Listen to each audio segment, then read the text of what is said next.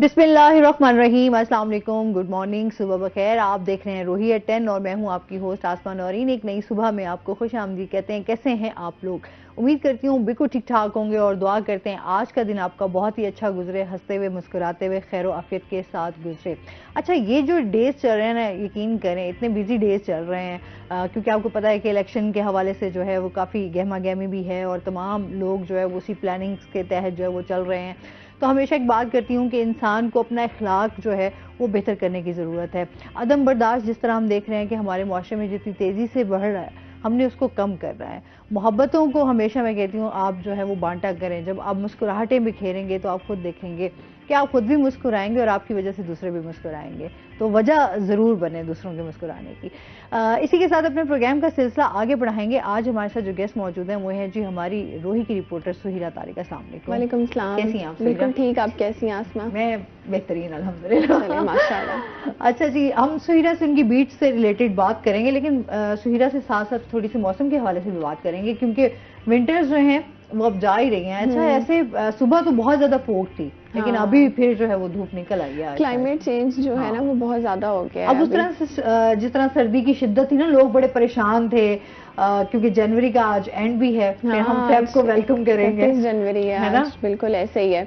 अच्छा, 2-3 दिन से तो धूप निकल रही है ना, सुबह धुंध नहीं थी, लेकिन आज अचानक देखा आपने कितनी ज्यादा धुंध थी, बहुत ज्यादा। मैं समझी, अच्छा मैं कल कह रही थी, वहां इमरान हमारे साथ मौजूद थे, हम उनसे बात कर रहे थे, उन्होंने यही कह रही थी। मैंने कहा, वो कहते बहुत ठंड थी, बहुत ठंड थी, बड़ी मुश्किल से सूरज आया। तो मैंने कहा चलो खुशी मनाया, आप तो शुक्राने के नफल अदा।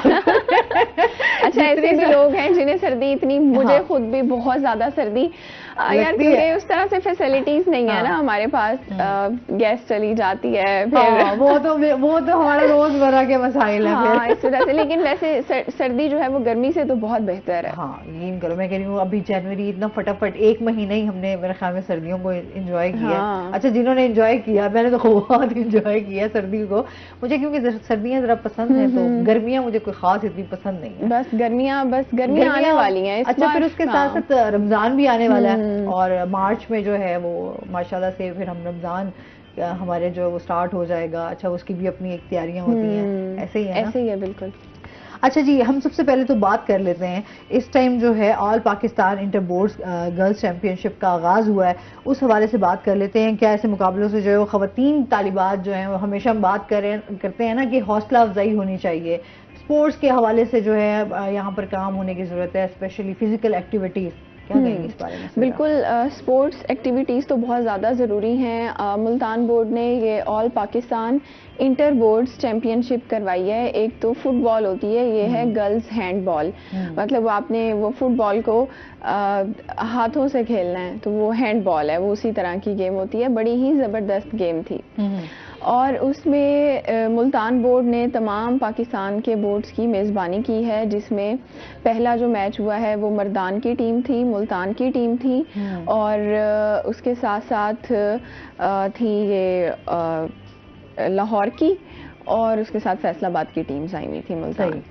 तो मैचेस बड़े ही ज़बरदस्त हुए हैं आसमा, और लड़कियां ऐसे बढ़ चढ़ के उसमें हिस्सा ले रही थी कि बड़ा ही ज़बरदस्त लग रहा था। सही। हाँ, मैं समझती हूँ लड़कियां लड़कों से पीछे नहीं है, चाहे खेल का मैदान हो या जो भी हो। लेकिन सबसे जो अहम बात थी उसमें ये थी कि चूंकि यंग लड़कियां होती हैं और उनको अपने घर से दूसरे शहर जाने की परमिशन नहीं मिलती है, तो इस तरह की स्पोर्ट्स एक्टिविटीज़ से ना सिर्फ उनकी हौसला अफजाई मैं समझती हूँ होती है, बल्कि आप देखें कि जो टीम्स 12-12 लड़कियां हर टीम में, उनके साथ कोचेज़ उनकी अलग थी, वो भी लड़कियां थी।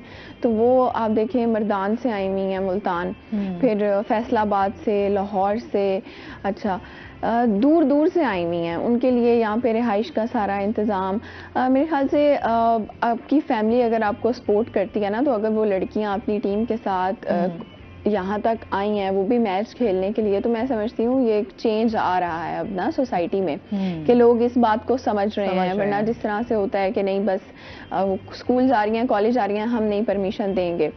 तो जो उनकी कोचेज थी उनका भी यही कहना था कि हमने बड़ी इस पे मेहनत की है, 6-6 महीने लगा के जो है वो मैच की प्रैक्टिस करना आसान काम नहीं है गर्मी में सर्दी में। तो फिर उनके लिए भी एक चैलेंज था कि इनके पेरेंट्स को मनाना कि दूसरे शहर में जाने की परमिशन दी जाए, कि लड़कों के लिए इतना इशू नहीं होता, लड़कियों के लिए थोड़ा ज्यादा होता है। तो फिर मुल्तान बोर्ड ने यहाँ पे उनकी रिहाइश का भी इंतजाम किया है, तमाम तर उनको जितनी भी फैसिलिटीज जो बुनियादी होती हैं वो भी फ्राहम की हैं।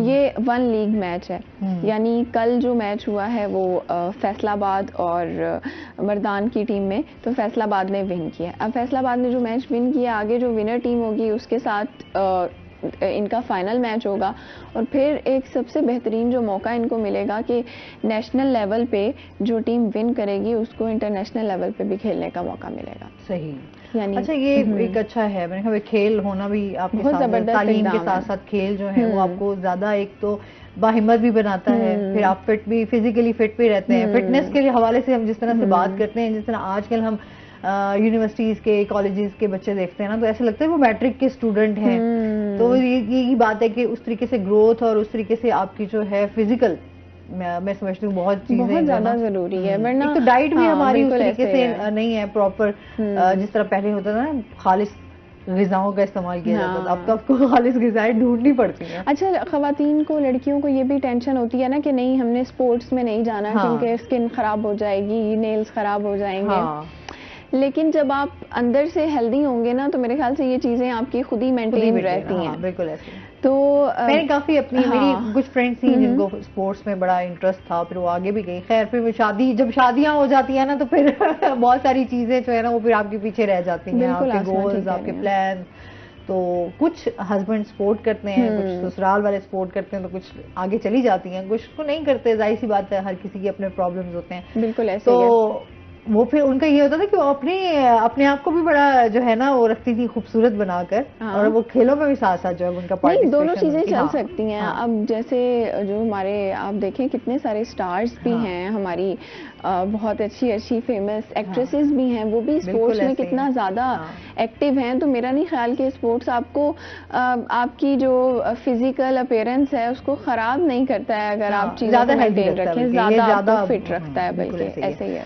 अच्छा जी, इसके साथ साथ हम ये भी बात करेंगे, इस टाइम जो ख़वातीन यूनिवर्सिटी की जानिब से जो सेमेस्टर्स हैं उनके दौरान फीसों में इजाफा भी हुआ है, और उसकी वजह से जाहिर सी बात है पेरेंट्स भी परेशान है। और जिस तरह महंगाई का दौर है, मैं तो कहती हूँ एजुकेशन और इलाज हमारा, ये हमारी बेसिक चीज़ें थी ना, दोनों महंगी कर दी गई हैं, मतलब आम बंदे की पहुँच से दूर। बिल्कुल आसमा, आप ठीक कह रही हैं, ऐसा ही है। अगर आपने देखें कि मेडिकल की फील्ड में कितने सारे बच्चे जो हमारे होते हैं, वो FSC में अच्छा परफॉर्म करने के बाद, खाली FSC में उन्होंने अच्छा परफॉर्म नहीं किया, आप देखिए उनके 9th 10th और फिर इंटरमीडिएट के 4 साल लगा लें, दिन रात एक करके बच्चे किताबें रट रहे हैं, पढ़ रहे हैं दिन रात, ना किसी शादी पे जा रहे हैं, ना खाने का होश है। जब नंबर ले लिए, और फिर मेरिट के लिए एक आसमा कितनी रेस होती है कि मेरिट जितने नंबर आपके आने चाहिए। उसके बाद क्या होता है कि जिस भी कॉलेज या यूनिवर्सिटी में आपने एडमिशन लेना है, तो वो आपसे लाखों रुपए डिमांड कर देते हैं फीसिस के लिए, कि इतने लाख रुपए ले आए तो एडमिशन ले लें। बिल्कुल ऐसे। तो फिर मेरा ये सवाल है कि भाई आपने अगर इतनी फीसें ही लेनी है, तो वो जो बच्चे 5-6 साल इतनी मेहनत कर रहे हैं, इतना ज्यादा पढ़ रहे हैं, उसका क्या फायदा है ना। फिर मेरिट बेस्ड स्कॉलरशिप्स बहुत कम है, ना होने के बराबर हैं। बहुत सारे बच्चे इसीलिए मेडिकल या इंजीनियरिंग की फील्ड में आगे नहीं बढ़ पाते, दूसरे शहरों में अच्छी यूनिवर्सिटीज़ में एडमिशन नहीं ले पाते, क्योंकि कोई अब जो आम बंदा है ना, वो अपनी सारी ज़िंदगी की जमा पूंजी भी लगा के, मैं नहीं समझती कि अपने बच्चे की जो है वो भारी भरकम फीसें अदा कर सकता है। ठीक है, अब वुमेन यूनिवर्सिटी में भी यही हाल हुआ है। इनकी पहले की निस्बत अब तो फीसिस में वैसे ही इजाफा हो चुका है, जो सेमेस्टर फीसिस होती हैं उसमें। तो अब जो थीसिस की होती है ना, MPhil की फ़ीस, उसमें हर साल कोई 10% या 15% का जो है वो इजाफा किया जाता है। सही है। लेकिन इस यूनिवर्सिटी ने गुज़िश्ता कोई 4 से 5 साल से, क्योंकि इनके पास VC का भी इशू रहा है कि कोई मतलब मुस्तकिल VC नहीं थी इनके पास पहले, तो अच्छा, ये तो मोस्टली हम यूनिवर्सिटीज के देखते हैं। बिल्कुल ऐसी वाला प्रॉब्लम जो है वो हर जगह है। कहीं आपके एडमिनिस्ट्रेशन के हवाले से मसाइल हैं, कहीं आपके जो है कोई VC नहीं है। ये तो बड़े एजुकेशन के हवाले से भी हमारे बुरे हाल है। बिल्कुल बहुत ही बुरे हालात हैं। तो 4 से 5 साल से इनकी थीसिस की फीस बढ़ी नहीं थी। अब यूनिवर्सिटी के बोर्ड ने एकदम से जो है वो बम गिरा दिया स्टूडेंट्स पे कि जी उसको आप मल्टीप्लाई कर लें, अगर पहले थी 15,000 फीस, तो अब वो कोई उससे 3 गुना ज्यादा कर दिया, 55,000। सही, एकदम से 15 से 55 पे जाना, हाँ। मतलब एक आम बंदे के लिए फीस कितना अलग मुश्किल है, हाँ। बहुत ज्यादा मुश्किल है। तो हमारे पास इस तरह से बहुत सी कंप्लेंट्स भी आई कि इस मामले को देखें, यूनिवर्सिटी ने इत्तला नहीं दी थी और फिर इस तरह से बढ़ाया है फीसेस, ये तो बड़ी ज्यादती है। अब यूनिवर्सिटी का ये मौक़िफ़ है कि जी उनसे हमने यही पूछा है कि एटलीस्ट कोई ना कोई नोटिस स्टूडेंट्स को लाजमी देना चाहिए कि नेक्स्ट सेशन से या नेक्स्ट ईयर से हम ये फीसिस में इजाफा करें, ताकि जो भी बच्चे पढ़ रहे हैं उनके पेरेंट्स के लिए या उनके गार्डियंस के लिए कन्वीनियंट हो कि वो अरेंज कर सकें फीसिस। लेकिन फीसें आप देखें किस कदर बढ़ चुकी हैं और फैसिलिटीज यूनिवर्सिटीज में ना होने के बराबर। हाँ, इसी तरह ना देखें कोई कंप्यूटर IT लैब है, ना उनके पास लेबॉर्ट्रीज हैं, ना प्रैक्टिकल करवाने के लिए कोई चीज़ है। तो फिर इतनी ज्यादा फीसें दे के आपने एक कागज का टुकड़ा ही सिर्फ हासिल करना है। बहुत कम ऐसी प्राइवेट यूनिवर्सिटीज हम जब देखते हैं तो उन्होंने जाहिर सी बात है जहाँ वो फिर इतनी फीसेस ले रहे होते हैं, फिर वो कहीं ना कहीं कुछ आपको प्रोवाइड भी कर रहे होते हैं। अच्छा, लेकिन हर बंदा तो अब प्राइवेट ना स्कूल अफोर्ड कर सकता है इस टाइम, ना कॉलेज ना यूनिवर्सिटी। बिल्कुल ऐसे अच्छा, मैंने बहुत सारे बच्चों को देखा है और उनके पेरेंट्स को देखा है कि उन्होंने अपने बच्चों को पढ़ाई से रोक दिया है। मतलब जब आपके पास एक 2 वक्त के खाने की रोटी भी जो है वो आपको बड़ी मुश्किल से मिल रही हो, तो वहाँ से आप अपने बच्चों की तालीम का अखराजात जो है वो कहाँ से पूरे करेंगे? नहीं किए जा सकते, नहीं किए जा सकते ना। और फिर जिस तरह से बिजली महंगी है, गैस के आपके बिल हैं, मतलब आए दिन इतने मसाइलों में उलझे हुए हैं। मतलब सम टाइम ये होता है कि मेरे खुद भी हम लोग भी जब काम कर रहे होते हैं, जब हमें होता है कि जी यार हर महीने के बाद आपके पास जब सैलरी आएगी, यकीन करो सैलरी जो है वो शायद मेरे ख्याल में 15 दिन में खत्म हो जाती है। हाँ, 15 दिन भी ज्यादा करिए। बहुत से लोग ऐसे हैं जो कहते हैं कि सैलरी आई, हमने निकलवाई और खत्म। मतलब यार, मतलब अभी मैं कहती थी जब हम घरों से बाहर निकलते थे ना, तो वैसे 2-3 हजार एक आम सी बात थी, चलो खर्च हो गया। अभी आपका डेली, मैं अपने खर्चे की बात करूं तो मैं ऐसे 7-8 हजार ऐसे पता ही नहीं चलता हाथों में। मतलब आप डेली घर से बाहर पेट्रोल है, अपनी जरूरियात की चीजें हैं, आपने कुछ लेना है, तो ये आपके डेली का अगर ये खर्चा हो तो फिर हिसाब लगाओ कि कैसे मतलब बजट आपका आउट हो जाता है, तो फिर बड़ा मुश्किल है ऐसे लोगों के लिए। अच्छा, और मैंने देखा है हमारी जो अब यंग जनरेशन है उनको, क्योंकि हम जब छोटे होते थे तो हमने ये महंगाई और ये वाली इतनी ज्यादा तब से कहते हैं प्लीज सैलरी बढ़ा दे।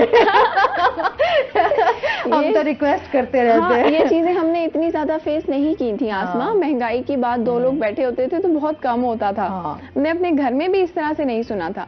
लेकिन अब तो आप देखें छोटे छोटे बच्चे को पता है कि जी महंगाई है। हाँ, बिल्कुल ऐसे ही इस कदर बढ़ चुकी है। और तालीम तो आम होनी चाहिए ना।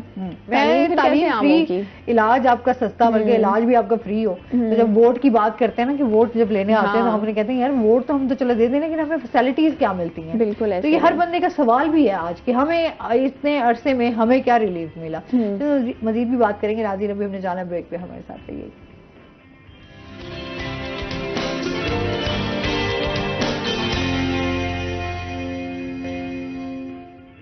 वेलकम बैक नाजरीन, और इसके साथ ही चलते हैं अपने सेगमेंट की तरफ, टुडेज वेदर। हसन मलिक हमारे साथ मौजूद है। हसन से जानते हैं आज दिन भर मौसम कैसा रहेगा, क्या सूरत हाल है?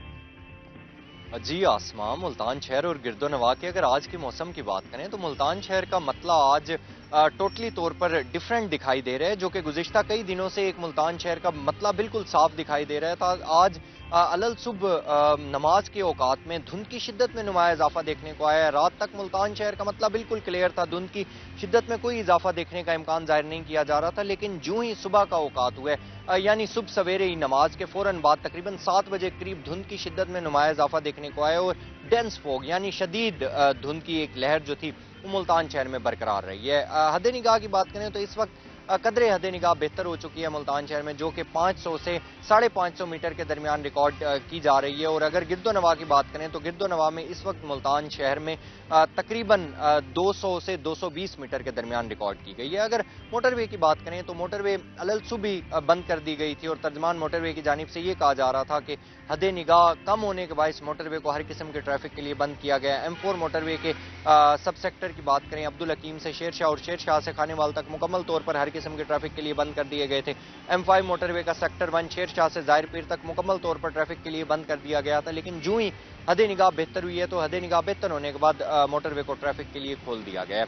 अगर शहर के इस वक्त मौसम की बात करें तो मुल्तान शहर में इस वक्त हल्की फुल्की तेज हवा का राज भी दिखाई दे रहा है। इसी के साथ ही धुंध और सूरज की जो एक कैफियत है, सुर्खी माइल सूरज जो है वो बादलों की किसी वक्त ओट में छुप जाता है तो किसी वक्त हल्की धुंध के पीछे जब सूरज होता है तो वो एक व्यू जो है वो मुल्तान शहर में इस वक्त देखने को आ रहा है और वो काफी ज्यादा शानदार और खूबसूरत मंजर कशी कर रहा है। अगर कम से कम दर्जा हरारत की बात करें तो आसमां आज मुल्तान शहर का कम से कम दर्जा हरारत 9 डिग्री सेंटीग्रेड पर रिकॉर्ड किया गया है। ज्यादा से ज्यादा दर्जा हरारत 20 डिग्री सेंटीग्रेड तक जाने का इम्कान जाहिर किया जा रहा है। हवा में नमी का तनासुब आज अलल सुबह के औकात में धुंध की शिद्दत के बायस कदरे बेहतर और कदरे ज्यादा रिकॉर्ड किया गया है, जो कि 95% तक देखा गया। एयर क्वालिटी इंडेक्स आज बदतरीन हद तक आलूदा है, जो कि 182 पॉइंट्स पर रिकॉर्ड किया गया है। पाकिस्तान के फिजाई आलूदा तरीन शहरों की लिस्ट में मुल्तान की स्टैंडिंग को देखें तो मुल्तान आज दूसरे नंबर पर स्टैंड कर रहा है। आसमां आइंदा आने वाले दिनों के हवाले से अगर बात करें तो महकमा मौसमियात की जानिब से ये पेशगोई जाहिर की जा रही है कि आइंदा आने वाले दिनों में शहर में 2, 3 और 4 फरवरी की दरमियानी शब को एक नया बारिशों का स्पेल दाखिल होगा, जिससे सर्दी की शिद्दत में नुमाया इजाफा देखने का इम्कान जाहिर किया जा रहा है। और ये भी कहा जा रहा है कि वो बारिशों का स्पेल कोई ऐसा मूसलाधार बारिशें नहीं होंगी, हल्की फुल्की बूंदाबांदी होगी, 5, 7, 8 मीटर तक मिलीमीटर तक रिकॉर्ड की जाएंगी और जिसके बायस सर्दी की शिद्दत जो बरकरार है गुज़िश्ता कई दिनों से, इसमें नुमाया इजाफा देखने को आएगा। आइंदा 24 घंटों के हवाले से बात करें तो महकमा मौसमियात की जानिब से ये पेशगोई जाहिर की जा रही है कि आइंदा 24 घंटों के दौरान मुल्तान शहर का मतला जुज़वी तौर पर अबर आलूद रहेगा और ये जो जैसे रात के औकात में एकदम मौसम क्लियर था और अलल सुबह के औकात में काफ़ी ज़्यादा डेंस फॉग देखी गई है, तो महकमा मौसमियात की जानिब से यही कहा जा रहा है कि आइंदा आने वाले दिनों में भी मौसम यूं ही होगा, यानी दिन के औकात में अगर सूरज अपनी आबोताब के साथ चमकेगा तो रात को सर्दी की शिद्दत में नुमाया इजाफा देखने को आएगा और रात के औकात में धुंध की शिद्दत में भी नुमाया इजाफा देखने को आएगा और इसी तरह से यानी मौसम जो है वो यकसर तब्दील होता रहेगा। और आइंदा आने वाले दिनों में महकमा मौसमियात की जानिब से ये पेशगोई जाहिर की जा रही है कि मुल्तान शहर का मतला जुज़वी तौर पर अबर आलूद रहने के साथ साथ सर्दी की शिद्दत में नुमाया इजाफा देखने को आएगा। जी बहुत शुक्रिया हसन मलिक। और मुझे लगता है हसन ने तो आज बहुत डिटेल में जो है ना वेदर के हवाले से बता दिया है ना, सारी वेदर की गुज़श्ता क्या होगा और आगे क्या आने वाले दिनों में भी क्या होगा। बहरहाल हमेशा वो कहते हैं ना मौसम के हवाले से बंदे को रहता है ना कि अच्छा अभी क्या होगा, और बहुत इंटरेस्टिंग भी न्यूज होती है ये ऑडियंस के लिए मौसम वाली। हाँ आए तो नहीं रहता कि जो लोग सफर कर रहे होते हैं उनके लिए मोस्टली यही होता है कि यार आगे फोग ना हो और आपको सफर करने में जो है वो आसानी हो सके, कोई इस तरह की मुश्किल ना हो। अच्छा जी, और इसके साथ साथ अभी हम जिस तरह से एजुकेशन के हवाले से बात कर रहे थे, महंगाई पे भी बात कर रहे थे, साथ ही हम बात कर लेते हैं इस टाइम अगर हम ड्रग्स की बात करें तो उस हवाले से जो है रिहैब सेंटर काफ़ी यहाँ पर मौजूद भी हैं और काफ़ी लोगों का जो है इलाज भी हो रहा है। उस हवाले से बात करेंगे कि उनके मरीजों के लिए जो है इदारे में जो है ड्राइविंग लाइसेंस कैंप का आगाज़ किया गया।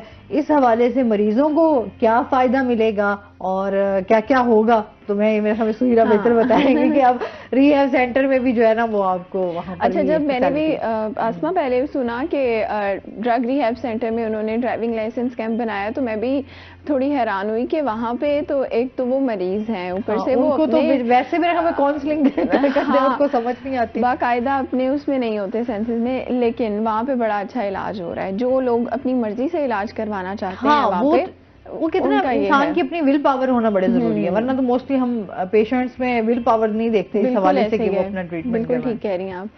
तो उसमें यह है कि उनके लिए एक रोज़ा ड्राइविंग लाइसेंस कैंप उन्होंने लगाया है जिसमें उनको अच्छा मकसद क्या था उनको ये बताने का कि आप कोई मरीज़ नहीं है या आप खुदा ना खास्ता कोई ज़िंदगी से बिल्कुल ही नाकाम या नाकारा नहीं हो गए कि जी आप कुछ भी नहीं कर सकते हैं ना, तो वो उनके लिए इस तरह की ना आसमा डिफरेंट एक्टिविटीज़ वहाँ पे उनको करवाई जाती हैं। सही है कि कभी उनके लिए वहाँ पे जैसे आप अभी कह रही थी काउंसलिंग सेशंस, वहाँ पे वो फ्री काउंसलिंग सेशंस होते हैं वहाँ पे ना हफ्ते में 1 बार या कभी 2 बार।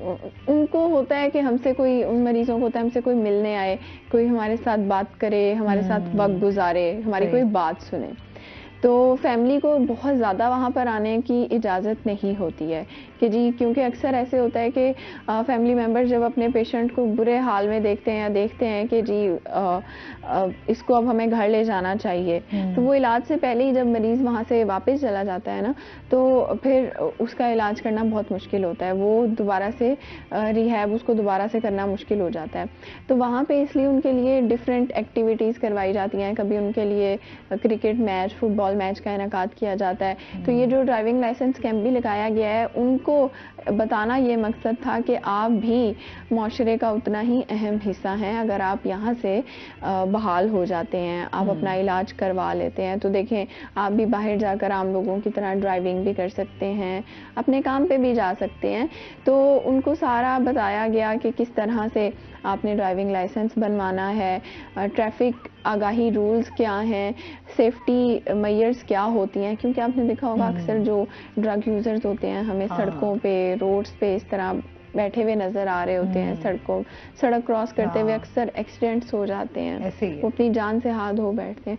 तो उनके साथ एक कोई काफ़ी लंबा चौड़ा ये सेशन किया गया है, जिसमें सुबह से शाम तक, जिसमें ड्राइविंग लाइसेंस बनवाने वाली जो पूरी टीम थी, ट्रैफिक वार्डन्स थे, उसके साथ साथ ASPs थी, कि ख़वातीन की बात कहते हैं ना वो ज़्यादा सुनते हैं, क्योंकि वो एक बहन के तौर पे या जैसे माँ के रूप में भी या टीचर के रूप में भी वो एक अच्छे तरीके से समझा सकती हैं।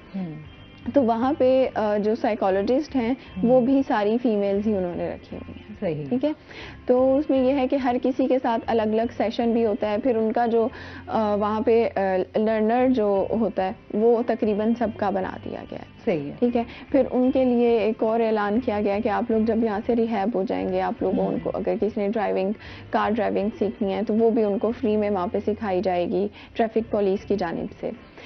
इस तरह के स्टेप्स जब हम लेंगे, जब इदारा इस तरह के स्टेप्स लेता है, तो मुझे लगता है बजाय सिर्फ दवाइयों पे रहने के या उनके ऊपर ज़बरदस्ती करने के कि उनकी दवाइयाँ वो जो भी ड्रग्स यूज़ करते हैं उनको रोक दिया। यहाँ पे जब मरीज़ आता है तो सबसे पहले हमारे आम इंसान के ख्याल में क्या आता है कि वहाँ पे उनको कैद कर दिया जाएगा और उनकी दवाइयाँ जो भी वो नशा यूज़ करते हैं उसको रोक दिया जाएगा, लेकिन ऐसा नहीं होता।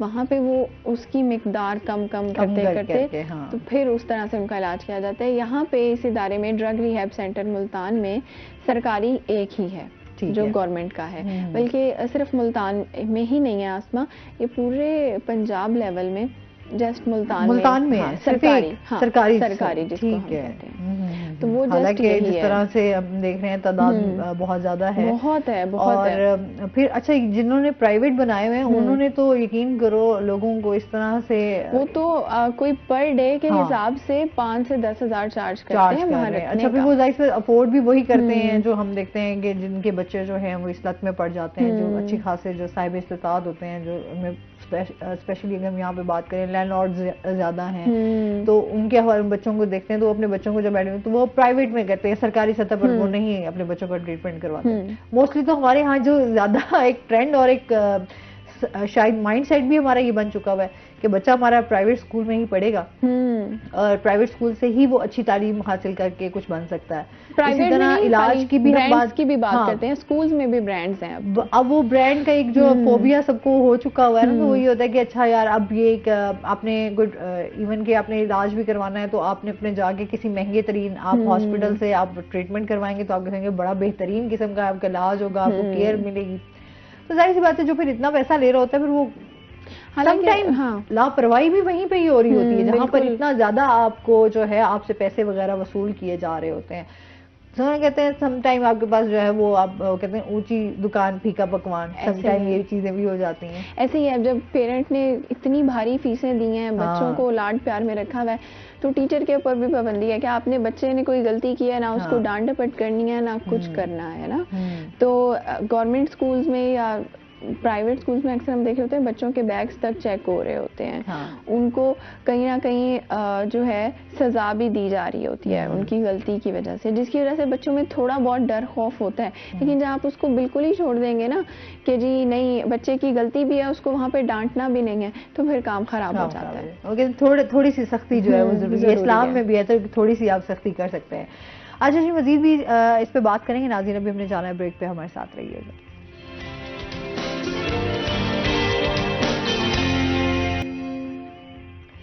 वेलकम बैक नाजरीन, और इसके साथ ही हमारे साथ जो है कॉल पे डॉक्टर खिजरा मौजूद हैं। अस्सलाम वालेकुम। वालेकुम सलाम। कैसी हैं आप खिजरा? जी अल्हम्दुलिल्लाह, आप सुनाइए। अल्हम्दुलिल्लाह ठीक ठाक, आप बताएं। अच्छा, आज हम जो है खिजरा से बात करेंगे ओवर थिंकिंग के हवाले से। जिस तरह से ये साइकोलॉजिकल इश्यूज हमारे जो हैं वो बहुत ज़्यादा तेज़ी से बढ़ रहे हैं, वहीं पर ओवर थिंकिंग भी जो है वो बहुत ज़्यादा फैल रही है, क्योंकि हम लोग बहुत ज़्यादा सोचते हैं।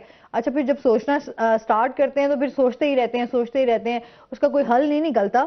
लेकिन बड़ी मुश्किलों से जो है वो आप अपने आप को ये चीज़ें आपको रिलेट कर जाती हैं, फिर डिप्रेशन से, एंजाइटी से। क्या कहेंगी खिजरा?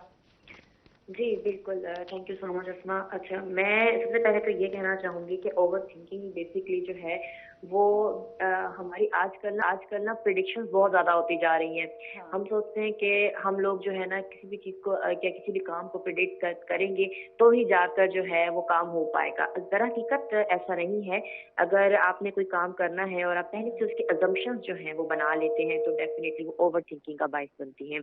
और यही अजम्पशंस जो है वो बाद में जाके जब आप एक एक्सपेक्टेशन बनाती हैं तो डेफिनेटली मोस्ट ऑफ टाइम हम लोगों को जो है फेलियर का सामना होता है और फिर डिप्रेशन, एंजाइटी, इस तरह के साइकोलॉजिकल प्रॉब्लम्स होते हैं। तो ओवर थिंकिंग अगर आप देखें तो बहुत कॉमन हो गई है आजकल लोगों में, बच्चों में, क्योंकि हमारा एक कल्चर समझने डेवलप हो गया कि हम लोग कोई भी चीज करने से पहले उसको बहुत डीप एनालिसिस करते हैं और परसेप्शन उसकी बहुत ज्यादा बिल्ड कर लेते हैं, जिसकी वजह से एक्सपेक्टेशंस बनाते हैं और फिर वो जो है ना हमारी नाकामी का बाइस बनती है। तो अगर कोई काम हम करें और उसमें बेहतरीन ये चीज है कि हम उसको सोच समझ के उस काम को शुरू कर लें, तो मेरा ख्याल से कि उसके फेलियर, उसके कॉन्सिक्वेंसेस जो है वो बाद में जब कैसे ही सामने आएंगे तो हमें बहुत अच्छे से उसके जो है नताइज का पता चल सकता है। अच्छा, आप क्या समझती हैं ओवर थिंकिंग को कैसे ओवरकम किया जा सकता है? क्योंकि हम लोग जिस तरह के मसाइल भी तो हमारे बहुत सारे हैं ना, हम अभी मुआशी मसाइल में बहुत बुरे तरीके से फंसे हुए हैं। बिल्कुल, there is a lot of reasons के आप जितने भी आपके साथ प्रॉब्लम्स होती हैं, जितने भी आपके इर्द गिर्द जो है चीजें चलती हैं, जैसे मौशी तौर पे चलती हैं, सियासी तौर पे चल रही हैं, और आजकल आप देख रहे हैं कि जो हमारे मौशी हालात हैं वो बहुत ज्यादा बुरान की तरफ चल रहे हैं। तो उन सूरत हाल में ये प्रॉब्लम्स आना जेन्युइनली ठीक है, यानी कि हम कहते हैं कि ये बहुत हकीकत है जिसका हमें सामना करना है। लेकिन अगर हम पॉजिटिवली कुछ अपनी जिंदगी की हकीकतों का सामना कर लें और जिंदगी चलाने के लिए हम इन सब बातों को एडमिट कर लें कि हमने कुछ ना कुछ करना है, तो बहुत हद तक हम अपने ओवर थिंकिंग को ओवरकम कर सकते हैं। लेकिन हम सिर्फ बैठ के ख्वाब बुनेंगे कि ये कब कैसे होगा, या हम किसी को ब्लेम करेंगे कि किस लोगों ने जो है हमारे साथ गलत किया है, या मौशी हालात जो है वो हुकूमत की वजह से गलत खराब हो रहे हैं, या कोई और जो है प्रॉब्लम सामने आ रही है हमें, तो हम सिर्फ अगर सोचते रह जाएंगे तो हमारी ओवर थिंकिंग बढ़ना शुरू हो जाएगी। अगर हम कोई इक़दामात करते हैं और बेहतरीन इक़दामात करते हैं, इस पर छोटे मोटे काम करते हैं, या अपनी रूटीन की जो है चीजों को मेंटेन करना शुरू कर देते हैं, तो हमारी ओवर थिंकिंग बहुत हद तक कम हो जाती है। अच्छा, कुछ लोग अपने माइंड को रिलैक्स करने के लिए जो है वो कुछ नींद की टैबलेट्स लेना स्टार्ट कर लेते हैं। अच्छा, ये होता है कि अच्छा कुछ टाइम के लिए आप अपने आप को मेंटली पीस के लिए आप चाह रहे होते हैं कि इस तरीके से आप इस चीज़ को रोक रहे होते हैं कि ओवर थिंकिंग ना हो या आप डिप्रेशन या एंजाइटी का शिकार ना हो। अच्छा, ये एक बहुत बड़ी मिसकंसेप्शन है हमारे यहाँ लोगों में जो देखी जा रही है कि हम लोग समझते हैं कि अगर मेडिसिन लेंगे तो हमारी प्रॉब्लम सॉल्व हो जाएंगी। ऐसा कभी भी नहीं होता कि कोई भी मेडिसिन आपको टेम्पररी हील तो जरूर कर देती है, आपके पेन रिलीफ कर देती है, बट वो आपके प्रॉब्लम्स हल नहीं करती। कोई भी प्रॉब्लम आपका तब तक सॉल्व नहीं होगा जब तक आप खुद उस पर कोई काम नहीं करेंगे। यहाँ पर हमारे यहाँ क्योंकि एक मेडिसिन का आप समझ लें कि परसेप्शन बिल्ड हुई भी है, हम लोग समझते हैं कि मेडिसिन ही सब कुछ है। तो जैसे ही हमें अगर प्रॉब्लम होना शुरू होती है, हमें चिड़चिड़ापन शुरू हो जाता है या हम एग्रेसिव होना शुरू हो जाता है, तो हम फौरन चाहते हैं कि हम मेडिसिन लें और उनको ओवरकम करें, हमारी थिंकिंग भी रिड्यूस रहे और साथ ही जो है हमारे सारा दिन जो है हमारा हेल्दी गुजरे। ऐसा नहीं होता, ये आपको आफ्टर इफेक्ट्स बहुत ज्यादा जो है एक नेगेटिव इफेक्ट्स आपको दे रहे होते हैं, आफ्टर इफेक्ट्स बहुत बुरे होते हैं। अगर आप इसको अपने थेराप्यूटिकल इंटरवेंशन के साथ इसको ओवरकम करेंगे तो मेरा ख्याल से ये मेडिसिन की निस्बत बहुत अच्छा साबित होगा। अच्छा, फिर इसके साथ खिजरा हम देखते हैं ना कि मोस्टली जिस तरह से लोग खुदकुशी की तरफ जा रहे हैं, अच्छा ओवर थिंकिंग उनमें से मेन है कि आप जब बहुत ज़्यादा सोचते रहते हैं, मुसलसल किसी बारे में सोच रहे हैं और आपके समटाइम इंसान बड़ा मायूस हो जाता है, उसको समझ नहीं आ रहा होता चीज़ें किस तरह से हैंडल करनी है, या कुछ भी इस तरीके का सोल्यूशन नज़र नहीं आ रहा होता, तो वो एक बेहतरीन रास्ता सोचते हैं कि अच्छा यार फिर हम क्यों ना अपने आप को ही ख़त्म कर दें। सही है। अच्छा, इसमें एक चीज बड़ी वाज़ेह है कि जो ओवर थिंकिंग होती है वो बेसिकली कोई काम ना करने की वजह से जन्म लेती है, या जब आपका किसी चीज पर या किसी काम पर या किसी इंसान पर जोर ना चल रहा हो और उस बात को आप बार बार अपने दिमाग में सोचे जा रहे हैं, तो फिर आप समझते हैं कि आप पैसिव हैं, आप कुछ नहीं कर सकते, ना आप कॉन्फ्लिक्ट कर सकते, ना अपनी राय सामने रख सकते हैं। तो फिर आपके माइंड में जो है उस पर्सन के लिए या उस काम के लिए जो है वो नेगेटिविटी फैलना शुरू हो जाती है, आप ज्यादा सोचना शुरू कर देते हैं। क्योंकि जाहिर है जैसे हम एक एग्जांपल ले लेते हैं कि अगर हम अपने से बड़े को कुछ नहीं कह सकते, तो उनके बारे में हम ओवर थिंकिंग शुरू कर देते हैं कि वो कैसे हैं, वो हमारे साथ अच्छा नहीं करते, बिहेवियर अच्छा नहीं है। फिर उनके लिए हमारे दिलो दिमाग में जो है वो एक नेगेटिविटी फैलना शुरू हो जाती है।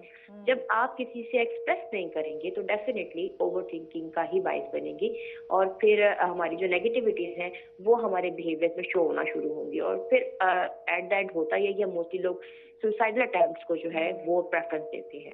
बिल्कुल ऐसे ही है। खिजरा, आपका बहुत शुक्रिया, आप हमारे साथ रहीं, और इसके साथ ही नाज़रीन अभी हमने जाना है ब्रेक पे, हमारे साथ रहिएगा।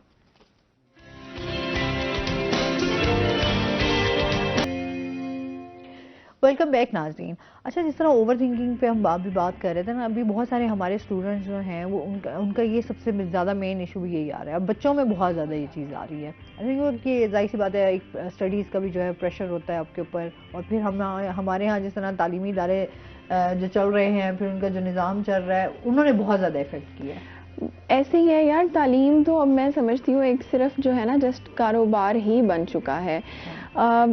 कॉलेज में, कॉलेज लेवल पे अगर हम बात कर लें स्टूडेंट्स की, कितना ज़्यादा कंपटीशन है। जस्ट कंपटीशन नंबर्स का नहीं है, अब ड्रेसिंग का भी है, बहुत सारी बैग कौन सा लिया हुआ है, कपड़े कौन से पहने हुए हैं, मोबाइल कौन सा है, यार छुट्टियों में कहाँ जा रहे हैं। बच्चों को इन चीज का डिप्रेशन हो रहा है यार। ये एडल्ट्स में होता था कि वो भी मैं समझती हूँ है तो वो भी गलत, पर होता था उस एज में। लेकिन छोटे छोटे हमारे स्कूल कॉलेज के बच्चे के जी घर आके कह रहे होते हैं अम्मी को कि फलानी ने ये मोबाइल लिया हुआ है, ये चीज़ है उसके पास, ये लैपटॉप है, ये बैग है, मुझे भी यही चाहिए। जब पेरेंट्स के पास नहीं होता है, वो नहीं दे सकते, तो बच्चे क्या करते हैं कि फिर गलत रास्तों की तरफ चले जाते हैं, या फिर वो डिप्रेस हो जाते हैं। और दिखावा बहुत शदीद आ चुका है ना। एक सोशल मीडिया ने भी जो है ना, एक जो हम देखते हैं ट्रेंड एक चला, लोग अच्छा जो दिखता है वैसे एक्चुअली होता नहीं है। हम लोग एक तस्वीर का एक रुख देख रहे होते हैं, दूसरा नहीं देख रहे होते। बहुत सारी चीजें जो हमारी सोशल मीडिया पर आ रही होती हैं वो हकीकत पे उस तरह मबनी नहीं होती। बिल्कुल ऐसे तो खैर इन चीज़ों से बचना चाहिए। वैसे मैं कहती हूँ ये कैसी बीमारी है, और जितना आप इससे दूर रहेंगे, जितना आप इसमें जो है अपने आप को ओवरकम कर सकते हैं, वो यही है कि आप नमाज पढ़ें, थोड़ा अल्लाह के साथ जब आप अपना कनेक्शन ज़रा स्ट्रॉन्ग करेंगे तो इन चीज़ों से आप ऑटोमेटिकली जो है वो निकल भी आएंगे। विल पावर बड़ी ज़रूरी है, हमेशा बात करती हूँ मैं खुद। कभी मैं अभी इस वजह से हम बात कर रहे थे कि जब मैंने ये चीज़ें फेस की तो मुझे भी ये होता था यार क्या करना है क्या करना है, पर आप जब अल्लाह के करीब होते हैं तो अल्लाह आपको संभाल लेता है। आप देखें ना कि अगर दो लोगों को बुखार है, फॉर एग्जाम्पल, एक बंदा जो उठ रहा है बेड से, नहीं यार कुछ नहीं है, मैं ठीक हूँ, मैं ठीक हूँ, विल पावर है ना उसकी, उसको मजबूर करी है उठने पे, वो मेडिसिन ले रहा है, कोई फ्रूट्स खा रहा है। और एक बंदा जो बिल्कुल ही नहीं, मैं तो मुझसे नहीं हो पाएगा, मैं बीमार हूँ, मैं, वो फिर उसको टाइम लगेगा रिकवर होने में। बिल्कुल ऐसे ही है, बड़ा जरूरी है हेल्दी एक्टिविटीज की तरफ आए। अच्छा जी, मुल्तान बोर्ड के हवाले से भी बात कर लेते हैं। इस टाइम जो है सालाना इम्तिहानात 2024 के लिए असातिज़ा की ड्यूटियाँ जो है वो लगाने के लिए क्या पॉलिसी जो है वो मुरतब की गई हैं, उस हवाले से बताइए। असातिज़ा की ड्यूटियाँ हम देखते हैं कि बहुत ज़्यादा इंपॉर्टेंट होती हैं। जैसा कि अभी मार्च में, 1 मार्च से एग्जाम स्टार्ट हो रहे हैं, फिर रमज़ान भी जैसे भी हम बात कर रहे थे आ रहा है, जस्ट 1 मंथ रह गया है। तो उसमें पहले ये हुआ था कि टीचर्स जो ड्यूटी देना चाहते थे, जो सरकारी स्कूल के टीचर्स थे, उनके लिए ये रूल है कि उनका 3 साल का एक्सपीरियंस लाजमी होना चाहिए अपने मुतलका इदारे में। 3 साल से वो टीचिंग के शोबे से वाबस्ता हों, वो भी सरकारी। अच्छा, फिर उन्होंने मुल्तान बोर्ड ने परफॉर्मा दिया था कि जो असातिज़ा ख्वाहिशमंद हैं ड्यूटी देने के लिए वो अपना सारा डाटा मुल्तान बोर्ड की वेबसाइट पे ऑनलाइन प्रोवाइड करेंगे। फिर कुछ असातिज़ा ने वो किया, लेकिन फिर उसके बाद जब ज़ाहिर है निगरान भी होते हैं और उसके साथ साथ इंस्पेक्टर्स भी होते हैं, पेपर डिस्ट्रीब्यूशन करने वाला स्टाफ भी होता है, फिर पेपर मार्किंग वाला स्टाफ भी अलग होता है। तो स्टाफ की एक बहुत बड़ी तादाद होती है जो कि ये सारा प्रोसेस में इन्वॉल्व होती है। फिर मुल्तान बोर्ड ने जो है जितने भी प्रिंसिपल्स हैं सरकारी स्कूलों के, कॉलेजेस के, उनसे अपने असातिज़ा का डाटा मंगवाया। फिर उन टीचर्स की स्क्रूटनी की गई है कि कौन से टीचर जो हैं वो क्राइटेरिया पे पूरा उतरते हैं। एक तो जैसे हो गया कि आपका तजर्बा 3 साल का होना चाहिए, और जिस स्कूल का टीचर है उस स्कूल से मुतलका मजमून में तकरीबन 50 के करीब स्टूडेंट जो हैं वो लाजमी वो एग्ज़ाम दे रहे हों। अच्छा, फिर उसके साथ साथ है कि उस एरियाज़ भी चेक किए जा रहे हैं टीचर्स के कि वो किस एरिया से बिलोंग करते हैं, क्योंकि एक तो ये फैसिलिटी दी जाती है स्पेशली फ़ीमेल जो टीचर्स होती हैं उनको कि उनके जो घर के करीब स्कूल है वहीं पर उनकी ड्यूटी लगाई जाए। लेकिन यहाँ पर फिर एक चीज़ आ जाती है कि वहाँ पे बोर्ड ने ये भी देखना होता है कि इनके जानने वाले बच्चे भी तो उसी स्कूल और उसी इलाके में होंगे, तो उन चीज़ों का बड़ा ख्याल रखना होता है। तो फिर किसी भी ऐसे टीचर की उस सेंटर में ड्यूटी नहीं लग सकती है जहाँ पे उसका कोई जानने वाला बच्चा या बच्ची एग्जाम दे रहा हो। अगर ऐसा हो रहा होता है तो फिर उसके लिए कंप्लेंट सेल बना हुआ है। ठीक है, खुद से जाके लोगों को ये अवेयरनेस नहीं होती है, बाद में आके शिकायत कर रहे होते हैं कि वो चीटिंग हो रही थी वहाँ पे और फेवरेटिज्म हो रहा था वहाँ पे। तो ये मेरे ख्याल से अवेयरनेस लाजमी होनी चाहिए सबको। बोर्ड ने अपनी वेबसाइट पे तमाम चीज़ें अपलोड की हुई हैं, तमाम तर हिदायत अपलोड की हुई हैं, तो लोग वहाँ से जाकर देख सकते हैं, पेरेंट्स भी शिकायत कर सकते हैं, स्टूडेंट खुद भी कर सकता है। ठीक हो गया जी। और इसके साथ ही चलते हैं अपने सेगमेंट की तरफ। आज के भाव, शकील सुल्तान हमारे साथ मौजूद हैं। शकील से जानते हैं आज मार्केट में सब्जियों फलों के क्या रेट्स हैं। जी बिल्कुल, बात की जाए मुल्तान शहर में आज के ताज़ा भाव के हवाले से तो सब्जियों, फलों, चिकन और अंडे की कीमतों में आज उतार चढ़ाव देखा गया है। कहीं कुछ सब्जी महंगी हो रही है तो कहीं कोई चीज़ सस्ती भी हो रही है, लेकिन ज़्यादा महंगाई ही देखी गई है। बात करें सब्जियों में सबसे पहले तो चाइना लहसुन और अदरक तो अभी तक उसकी 6 सेंचुरियाँ बरकरार हैं। 600 रुपये फी किलो के हिसाब से आम मार्केट में फ़रोख्त हो रहे हैं, लेकिन उनकी सरकारी कीमतें जो हैं वो वहीं बरकरार नज़र आती हैं। लेकिन फ़र्क जो है वो अभी भी देखा जा रहा है। चाइना लहसुन जो है वो 514 और सरकारी उसके साथ जो अदरक है थाईलैंड अदरक वो 460 रुपये फी किलो मुकर्रर की गई है, लेकिन मार्केट के रेट जो है वो 600 हैं। इसके साथ देसी प्याज जो है वो मुख्तलिफ अक़साम के हवाले से कम 180, ज़्यादा से ज़्यादा 240 में फ़रोख्त हो रहा है, जबकि ये पहले 280 तक भी पहुँच गया था। इसकी कीमत में कुछ कमी देखी गई है, लेकिन हरी मिर्च साथ ही महंगी हो गई है। हरी मिर्च की सरकारी कीमत 152 हो गई है, जबकि मार्केट में हरी मिर्च 120 से बढ़कर 200 रुपये फी किलो फ़रोख्त होने लगी है। मटर भी 30 रुपये महंगा हो गया है, 250 से बढ़कर 280 रुपये फी किलो हो गया है। इसके साथ बात करें अगर टमाटर की, 80 रुपये सरकारी कीमत, मार्केट का रेट 120 है। इसके साथ आलू की बात करें तो सरकारी रेट 40 है, मार्केट का रेट 60 रुपये है। जबकि मौसमी सब्जियां जिसमें गाजर, मूली और शलजम जो है वो अभी भी 60 रुपये फी किलो में फ़रोख्त हो रही हैं, जबकि फूल गोभी जो पहले 80 से 100 में मिल जाती थी वो भी 120 रुपये फी किलो में फ़रोख्त होने लगी है। इसी तरह अगर बात की जाए फलों की, तो फलों में अंगूर अभी भी 800 रुपये फी किलो में फ़रोख्त हो रहा है। इसके साथ जो स्ट्रॉबेरी है वो पहले 1200 में मिल रही थी, उसकी कीमत में काफ़ी कमी हुई है। 700 जो है वो उसका मंडी का रेट हो गया और मार्केट में 800 रुपये फी किलो तक स्ट्रॉबेरी मिल रही है। इसी तरह पपीता और खरबूजा जो है वो 300 रुपये फी किलो तक मिल रहे हैं। इसके साथ जो अनार हैं मुख्तलिफ किस्म के, मुख्तलिफ क्वालिटी के, 450 से 600, सेब 200 से लेकर 400, जबकि माल्टे जो हैं वो 160 रुपये फी किलो और फी दर्जन के हिसाब से केले 120 से लेकर 160 रुपये तक फ़रोख्त हो रहे हैं। इसी तरह चिकन की कीमत जो है वो उसकी कमी देखने को नहीं मिल रही, 620 रुपये सरकारी कीमत चिकन की हो गई है। ये पिछले 3 से 4 दिनों में जो है वो चिकन ने 6 सेंचुरियाँ अबूर कर ली हैं। आम शहरियों के लिए चिकन खरीदना बहुत मुश्किल हो गया है।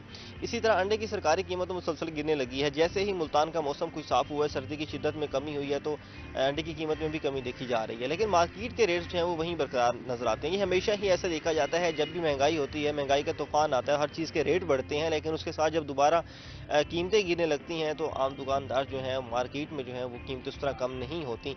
तो इस तरह सरकारी रेट जो है वो अंडे का फी दर्जन का 360 हो गया है, जो 408 तक भी पहुंच गया था, लेकिन मार्केट का रेट जो है वो भी 420 है। तो फी अंडा शहरियों को 35 रुपये में पड़ रहा है। तो भी कहीं ना कहीं कुछ साख्ता महंगाई की लहर भी नजर आती है, तो कहीं ना कहीं सरकारी कीमतों में कोई ना कोई इजाफा देखा जा रहा है। तो इस हवाले से हुकूमती इकदाम की ज़रूरत है, ज़िला इंतज़ामिया के क्रैकडाउन की ज़रूरत है, ताकि हर जगह महंगाई कम करवाई जा सके, हर शहरी को रिलीफ दिया जा सके। जी, बहुत शुक्रिया शकील सुल्तान आपका, और इसके साथ ही सुहिरा आपका भी बहुत शुक्रिया, आप हमारे साथ रहिए। इसके साथ ही नाज़रीन, अभी हमने जाना है ब्रेक पे, हमारे साथ रहिएगा जब हम ब्रेक से।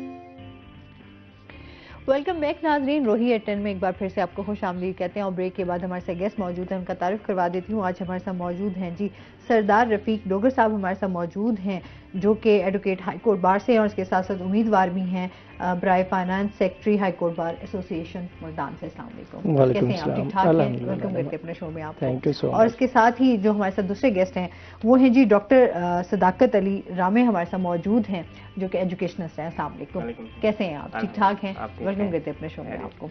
अच्छा जी, एक तो आज हम बात करेंगे इस टाइम जो है, जिस तरह से आम इंतखाबात की तैयारियां चल रही हैं, इसी तरीके से हाई कोर्ट बार इलेक्शन के हवाले से भी जो है काफ़ी तैयारियां चल रही हैं। खुद भी उम्मीदवार हैं, तो इस हवाले से भी जानेंगे जितने भी वकला हैं उनकी फलाह व बहबूद के हवाले से कितना काम हो रहा है और कितना काम हो चुका है, क्योंकि लास्ट ईयर भी जो है ये सिलेक्ट भी हुए थे और माशाल्लाह जीते भी है। और अभी के हवाले से भी इनसे जानेंगे क्या क्या एक्टिविटीज चल रही हैं। और सर से हम जानेंगे अभी जिस तरह से आईटी के हवाले से हम देख रहे हैं, टेक्नोलॉजी में देख रहे हैं कि बहुत ज़्यादा चीज़ें जो है हमारी चेंज हो रही हैं, जिद्दत की तरफ हम जा रहे हैं टेक्नोलॉजी में। अब जैसे हम बात करते हैं आर्टिफिशियल इंटेलिजेंस की, तो हम बाहर के ममालिक में बात करें तो वहाँ पर इसके ऊपर बहुत ज़्यादा काम हो रहा है। अभी हमारे पाकिस्तान में जाहिर सी बात है, हमारी जिस तरह से मुल्की सियासी सूरत हाल भी चल रही है, कुछ उस वजह से भी, कुछ हमारे तालीमी इदारे हैं, कुछ हमारा तालीमी निज़ाम इस तरह का है कि अभी हम बहुत एक टाइम हमें लगेगा शायद उन चीज़ों को में आते आते, लेकिन फिर भी वो कहते हैं ना, एक अच्छी होप जो है वो हमेशा इंसान को रखनी चाहिए और उसके साथ साथ ये दिया जलता रहना चाहिए। बच्चों के हवाले से जानेंगे कि बच्चों को किस तरह से बुक रीडिंग की तरफ लाया जा सकता है, किस तरह से टेक्नोलॉजी के हवाले से उनको एडवांस किया जा सकता है। तो ये तमाम चीज़ें जो हैं हम डॉक्टर साहब से जानेंगे। सबसे पहले तो आपसे जान लेते हैं, इस टाइम हल्के की बात कर रही हूँ इतने इंतखाबात की बातें चल रही हैं, हाई कोर्ट के हवाले से बताइएगा जो इंतखाबात की तैयारियां चल रही हैं वो कैसी चल रही हैं? हाई कोर्ट का जो इलेक्शन है ये बहुत वसी इलेक्शन है, आम इलेक्शन से बिल्कुल मुख्तलिफ है ये।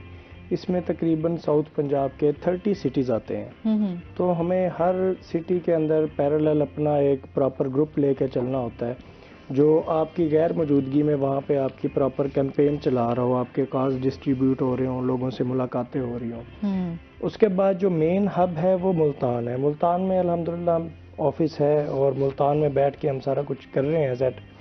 जो 30 सिटीज़ हैं सबके मैंने विज़िट कंप्लीट कर लिए हुए हैं, कुछ सिटीज़ के 2-2, 3-3, 4-4 विज़िट्स कर लिए हुए हैं, जैसे खानेवाल है, मुजफ्फरगढ़ है, ये बिग सिटीज़ हैं, इनसे वोट ज़्यादा आता है। डिस्ट्रिक्ट बिहाड़ी है, डिस्ट्रिक्ट लिया है, जो डिस्ट्रिक्ट बाहर हैं इनमें ज़्यादा तादाद होती है वकला की, तो वहाँ पे 2-2, 3-3 चक्कर भी हो चुके हैं।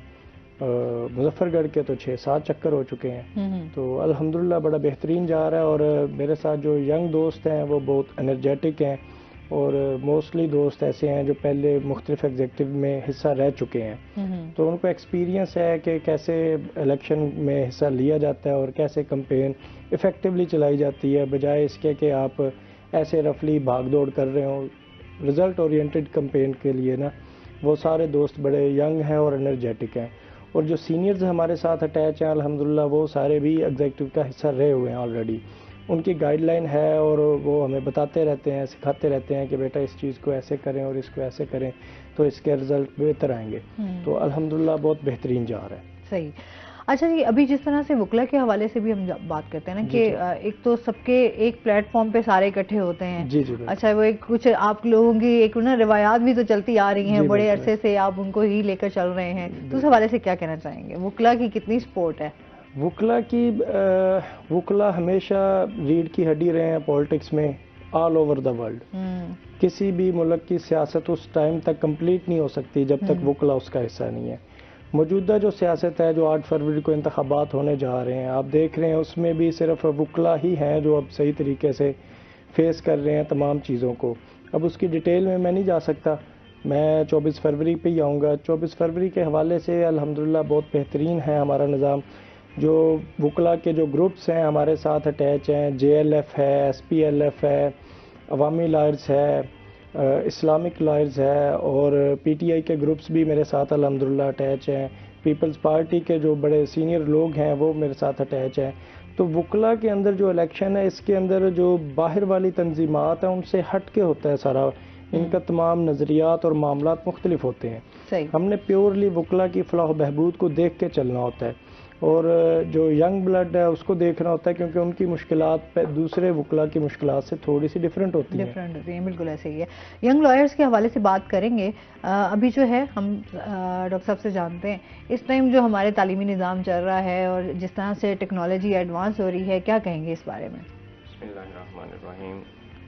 एक्चुअली फ़र्स्ट ऑफ ऑल तो हमारे जो अदारे हैं उनको अपनी टेक्नोलॉजीज़ को हाई लेवल तक इम्प्रूव करना चाहिए और उसके बाद जो हमारा स्टूडेंट है उसको बजाय अच्छी अच्छी डिवाइसेस रखने के उन डिवाइसेस का यूज़ आना चाहिए। बिल्कुल ऐसे ही है। लाइक बच्चे आईफोन्स को लाइक करते हैं, मैकबुक्स को लाइक करते हैं, मतलब वो जस्ट मूवीज़ की हद तक ना रहें, उन डिवाइसेस से बहुत सारा काम वो ले सकते हैं। पहली बात यह है कि अगर कोई बच्चे आजकल क्योंकि सारा डाटा इलेक्ट्रॉनिक आ चुका है तो आप मैक्सिमम टाइम जो है ना डिवाइसेस पे नहीं पढ़ सकते। तो इसका बेहतर हल ये है कि उन डिवाइसेस से डाटा उठा के उसको प्रिंट करवाया जाए पेजेस को और उसके बाद उसको मैक्सिमम लेवल पे आप रीड कर सकते हैं। और रीडिंग के लिए भी आपको एक अच्छी जगह जैसे कोई हमारे जो मुल्तान के अंदर जैसे पार्क्स हैं वहाँ पे अच्छा एक सेटअप बन सकता है, वहाँ पे बच्चों को चाहिए कि वहाँ जाके रीड करें, तन्हाई में बैठ के रीड करें। अब हम प्रॉब्लम्स फेस कर रहे हैं आजकल कि जो स्टूडेंट है हमारा वो तो ख़यालात में बैठा हुआ है कि वो कहता है कि जी जो आर्टिफिशियल इंटेलिजेंस है ना वो हमें इस तरह हेल्प आउट करे कि हमारे हर मसले का हल हमें बताए। अरे हमने जिस तरह बीच में हमने देखा चैट जीपीटी आया, उस पे भी हमने देखा कंटेंट आप कुछ भी आप जस्ट आपने टाइप करना है और उसका तमाम चीजें बिल्कुल। अगर आप चैट जीपीटी के भी या और हमारे पास टेक्नोलॉजी उसकी बात करते हैं लेकिन उसको पहले लर्न तो करें ना, उससे रिलेटेड नॉलेज नहीं होगा तो आप चैट जीपीटी पे भी काम नहीं कर सकते। बिल्कुल। उसका बेहतर हल यह है कि स्टूडेंट्स को हमें उस तरफ मोटिवेट करना है कि वो मैक्सिमम बुक रीडिंग करें।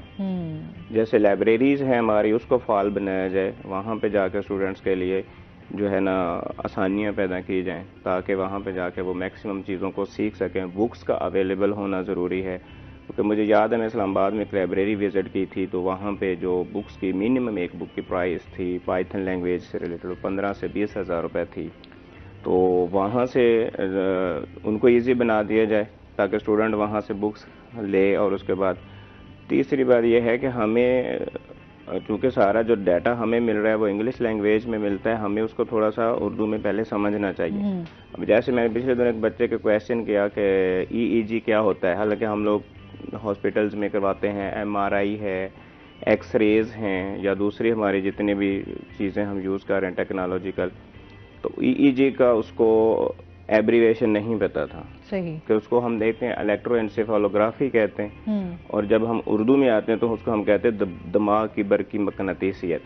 सही। अब यहाँ पे जाके हमारा जो क्योंकि हम उर्दू को बेहतर समझते हैं तो हम यहाँ जाके अब उस सब्जेक्ट को अच्छे तरीके से पढ़ सकते हैं और उसको समझ सकते हैं। बिल्कुल। अगर हम कहें कि हम इंग्लिश में ही आगे बढ़ते जाएं तो वो नो डाउट उसमें थोड़ा सा हमारा जो स्टूडेंट है क्योंकि बैकग्राउंड थोड़ा सा इस तरह का है कि वो इंग्लिश टू इंग्लिश वाला नहीं है। हाँ, बिल्कुल ऐसे। तो हमें जो जितनी भी आगे अब फ्यूचर में टेक्नोलॉजीज आ रही हैं, इवन मुझे याद है कि चाइनीज लोग इंग्लिश को ट्रांसलेट करके चाइनीज में पढ़ते हैं, वो भी डायरेक्ट इंग्लिश को नहीं पढ़ते। अच्छा, वो मोस्टली हम देखते भी तो है ना वो अपनी लैंग्वेज को ज्यादा प्रमोट करते हैं। जी। तो इस तरह की चीजें हैं जिसमें हम बच्चों को ज्यादातर इस तरफ लेके जा सकते हैं। दूसरा है पेरेंट्स से रिक्वेस्ट है कि वो अपने बच्चों का ख्याल करें कि वो मैक्सिमम टाइम फेसबुक, व्हाट्सएप, ये जो हमारे पास नई नई चीजें आ चुकी हैं जो जस्ट वेस्टिंग ऑफ टाइम है, उनका कोई और पर्पज नहीं है। खासतौर पर स्टूडेंट के लिए तो आई थिंक सो फेसबुक अगर हाँ उसने पेजेस लाइक किए हुए हैं, वहाँ पे आर्टिफिशियल इंटेलिजेंस है, डीप लर्निंग है, मशीन लर्निंग है या और बहुत सारे नेटवर्किंग, साइबर सिक्योरिटी के बहुत सारा डाटा हमें मिल जाता है, वहाँ से बहुत सारा लर्न किया जा सकता है। तो लेकिन यह है कि स्टूडेंट हमारा दूसरी साइड पे ज्यादा टाइम जाया कर रहा होता है वीडियोस को व्यू करने में। कंटिन्यू करेंगे नाज़रीन, अभी हमने जाना है ब्रेक पे, हमारे साथ रहिएगा।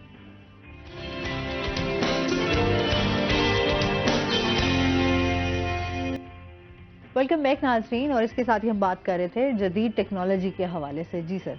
वहीं से कंटिन्यू करेंगे। इसमें मैं बता रहा था कि हमें जैसे अब चैट जीपीटी लोग कहते हैं कि सीखने में आसान है, लेकिन इतनी आसान नहीं है। उसको उसका सारा जो उसका कोड है, उसके ऊपर जितना हम डाटा रन करवा सकते हैं, वीडियोस, ऑडियोस या राइटिंग एकेडमिक साइड पे, तो हमें उसको पहले सीखना पड़ेगा। उसके वर्जन्स के बारे में पहले हमें नो होना ज़रूरी है, और उसके बाद जाके, और उसके लिए भी ये नहीं है कि आपको 2 या 3 महीने का टाइम चाहिए तो आप सीख जाते हैं, उसके लिए भी आपको टाइम लगता है। जैसे अब आप देखें कि मशीन लर्निंग है, डीप लर्निंग है, उसके जो एल्गोरिदम्स हैं वो कुछ छोटे छोटे एल्गोरिदम्स नहीं हैं। बहुत सारी ऐसी एप्लीकेशंस हैं जिनका अभी हमें पता भी नहीं है। गूगल की अपनी एप्लीकेशंस बहुत सारी हैं जिनके बारे में हमें नो नहीं है। हम जस्ट चंद उन एप्लीकेशंस के बारे में जानते हैं जो हमारी मार्केट में यूज हो रही हैं। और अच्छा, वो एक जाते भी उसमें ट्रेंड में चल रही है, पता चल रहा है इसका ट्रेंडी वो मार्केट चल रही है। तो हमें थोड़ा सा उससे एडवांस लेवल पे जाना चाहिए ताकि हमारा काम भी आसान हो जाए और हमारा जनाब जो आगे जनरेशन है ख़ास तौर पे, क्योंकि आगे जो हम देख रहे हैं वो दौर आ रहा है सारा, अब तो स्पेस टेक्नोलॉजी की तरफ हम जा रहे हैं। बिल्कुल। स्पेस टेक्नोलॉजी में ये होता है कि आपको किसी भी चीज़ को टच नहीं करना पड़ेगा। मतलब आप अगर आप ऑफिस में भी आ रहे हैं तो आप सारे जैसे उस जो डोर से आप गुजरेंगे तब सारों की अटेंडेंस मार्क हो जाएगी, और जो आपके एडमिन है उसके तक वहां पहुंच जाएगी भी कितने लोग आए हैं, कितने लोग अब्सेंट हैं। मैं कभी कहती हूँ आर्टिफिशियल इंटेलिजेंस की वजह से ना सबकी रोजी रोटी जो है ना हाँ, रोजी रोटी, ये अनएम्प्लॉयमेंट की भी बात इस पे की जाती है, लेकिन ऐसा नहीं होगा क्योंकि उस सिस्टम को चलाने के लिए भी तो आपको बंदे चाहिए। बिल्कुल ऐसे ही है। अच्छा, ये तो मैंने जस्ट एज अ फन उसमें बात की है क्योंकि लोग मोस्टली लोगों के दिमाग में ये चीज बैठ गई है ना कि ये आ जाएंगे, रिमोट आ जाएगा तो भाई बंदे कहाँ जाएंगे, काम कैसे होगा, टेक्नोलॉजी। जी रिपोर्ट को भी तो आपने ट्रेंड करना है ना। बिल्कुल ऐसे तो बैकएंड पे आप रिपोर्ट सुबह ये थोड़ी करेगा कि अपनी मर्जी से, हाँ उसके ऊपर डाटा आपने टाइमिंग तो आपने फिट करनी है, एल्गोरिदम तो सेट आपने खुद करना है। जैसे अब चाइना में ड्राइवरलेस ट्रेन चल रही है, उन्होंने एक सेटअप उस पर लगा दिया। वो अर्ली एंड मॉर्निंग 5:30 बजे खुद ही स्टार्ट होती है, स्टॉप्स पे रुकती है, उतारती है लोगों को, फिर चक्कर लगा के वहीं पे आके। वो पहले होता था ना आप हॉरर मूवीज में देख रहे थे गाड़ी चला रहा है। हाँ जी तो आप रियल में देखेंगे हॉरर मूवी। ऑफ कोर्स इंशाल्लाह ये सारी चीजें टेक्नोलॉजी, क्योंकि अभी जो इल्म अभी है हमारे यहाँ तो फिर रिसर्च होती है अल्हम्दुलिल्लाह, हमारी यूनिवर्सिटीज, हमारे अदारे, हमारी HEC बहुत अच्छी रिसर्च करवा रही है। हम भी बाज़ाते खुद स्टूडेंट्स को प्रैक्टिकल साइड पे लेके आ रहे हैं कि अल्हम्दुलिल्लाह उस पर वो रिसर्च करें और डिवाइसेस बनाएं ताकि उनको और ज़्यादा इंटरेस्ट डेवलप हो सके उसके अंदर, और ज़्यादा वो सेंसर्स यूज़ कर सकें। दूसरी बात ये कि सेंसर्स IoT बेस्ड सेंसर्स होते हैं, वो ज़रा हमारे मुल्क में तो अभी बिल्ड नहीं हो रहे, वो ज़ाहिर है वो भी चाइना से मंगवाने पड़ते हैं, तो वो भी कॉस्टली पड़ जाते हैं। फिर बीच में फाइनेंस आ जाती है। फाइनेंस के ये पता चले कि लॉयर्स के भी रिपोर्ट आए हुए हैं। हाँ जी फिर फाइनेंस जब आती है तो फिर ज़ाहिर है हम पीछे रह जाते हैं उसमें। बिल्कुल ऐसे ये चीज़ें हैं। अच्छा जी, हम जिस तरह यंग लॉयर्स की बात कर रहे थे, अच्छा यंग लॉयर्स के भी अपने मसाइल हैं, अपने उनकी बातें भी होती हैं, जाहिर सी बात है। जिस तरह से अभी स्ट्रगलिंग फेस जो है वो बहुत ज़्यादा, तो क्या कहना चाहेंगे यंग लॉयर्स के ऊपर कितना काम हो रहा है? बड़े बच्चे जो हैं वो इस प्रोफेशन को आते बड़े जोशो खरोश से है कि यार इसका, क्योंकि जाहिर सी बात है लॉयर की अपनी एक वैल्यू है, फिर साथ साथ अगर हम एजुकेशन की बात करें, इसके प्रोफेशन की बात करें तो वो इसकी अपनी एक ग्रेस है, पैशन ऑफ लॉर्ड्स। हाँ, तो फिर उस चीज़ को देखते हुए बहुत सारे लोग पीछे हट जाते हैं, या तो उसको मिड में छोड़ देते हैं। फिर हमारे कुछ तालीमी इदारों की वजह से भी बहुत सारे ऐसे बच्चे जो हैं हमारे वो बड़े डिस्टर्ब हुए हैं। क्या कहेंगे इस बारे में आप? इसमें जो पहले था सिस्टम वो 3 ईयर का था ला, अब वो चेंज हो गया, 5 ईयर हो गया, और अब इंटर के बाद आते हैं। अब सिर्फ वही लोग आते हैं इस प्रोफेशन में जिन्होंने इस प्रोफेशन में रहना है। हाँ। या तो उनका कोई बड़ा भाई वकील है, या उनकी मतलब ब्लड लाइन में पहले कोई है लॉयर, या कोई ऐसा बंदा है जिससे वो इंस्पायर्ड है, तो वो अब कम इम्कानात हैं उनके छोड़ के भागने के। अच्छा, मतलब स्टे करने वाले हैं पक्के जी।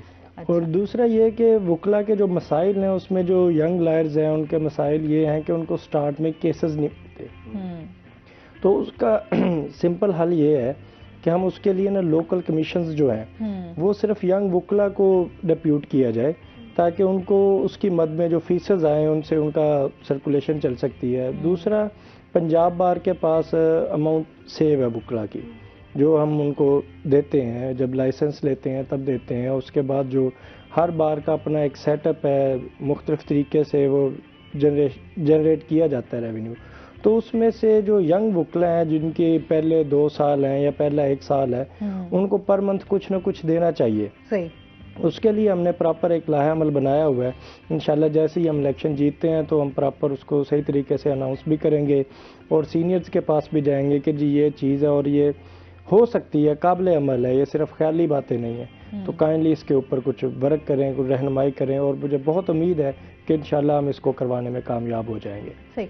अच्छा, इलेक्शंस की वजह से जो है आप क्या समझते हैं, जो केसेस की तादाद हम देखते हैं दिन ब दिन बढ़ रही है, अच्छा क्राइम भी बढ़ रहा है, फिर बहुत ज़्यादा उसमें हम देखते हैं जजेस की तादाद भी हमारे पास इतनी नहीं है, बड़ी कम सी तादाद है, तो उस हवाले से केसेस में कोई कमी नहीं, कोई जजेस के हवाले से कोई बेहतरी, कोई इंसाफ के हवाले से चीज़ें बेहतर हो रही हों, वो हमारे नाज़रीन के साथ शेयर करें। जी, पहले जो था वो अगर वुकला किसी बात पे कोई नेशनल इशू है या इंटरनेशनल इशू है, कुछ स्ट्राइक करते थे तो स्ट्राइक के दौरान जो फ्रेश केसेस हैं वो दायर हो रहे होते थे। अब मौजूदा एक काम चल रहा है, उन्होंने ना तरीक़ेकार के साथ खुद से बैन कर दी हुई है नई जो दायरी है। वुकला अगर स्ट्राइक की कॉल देते हैं तो साथ ही वो आप कह सकते हैं कि जजेस भी स्ट्राइक पे चले जाते हैं। ये भी सही है। ये भी बेहतरीन ये जो चीज़ है, ये चीज़ क्लाइंट्स के लिए जो डिस्टर्बिंग है, आम आवाम के लिए डिस्टर्बिंग है।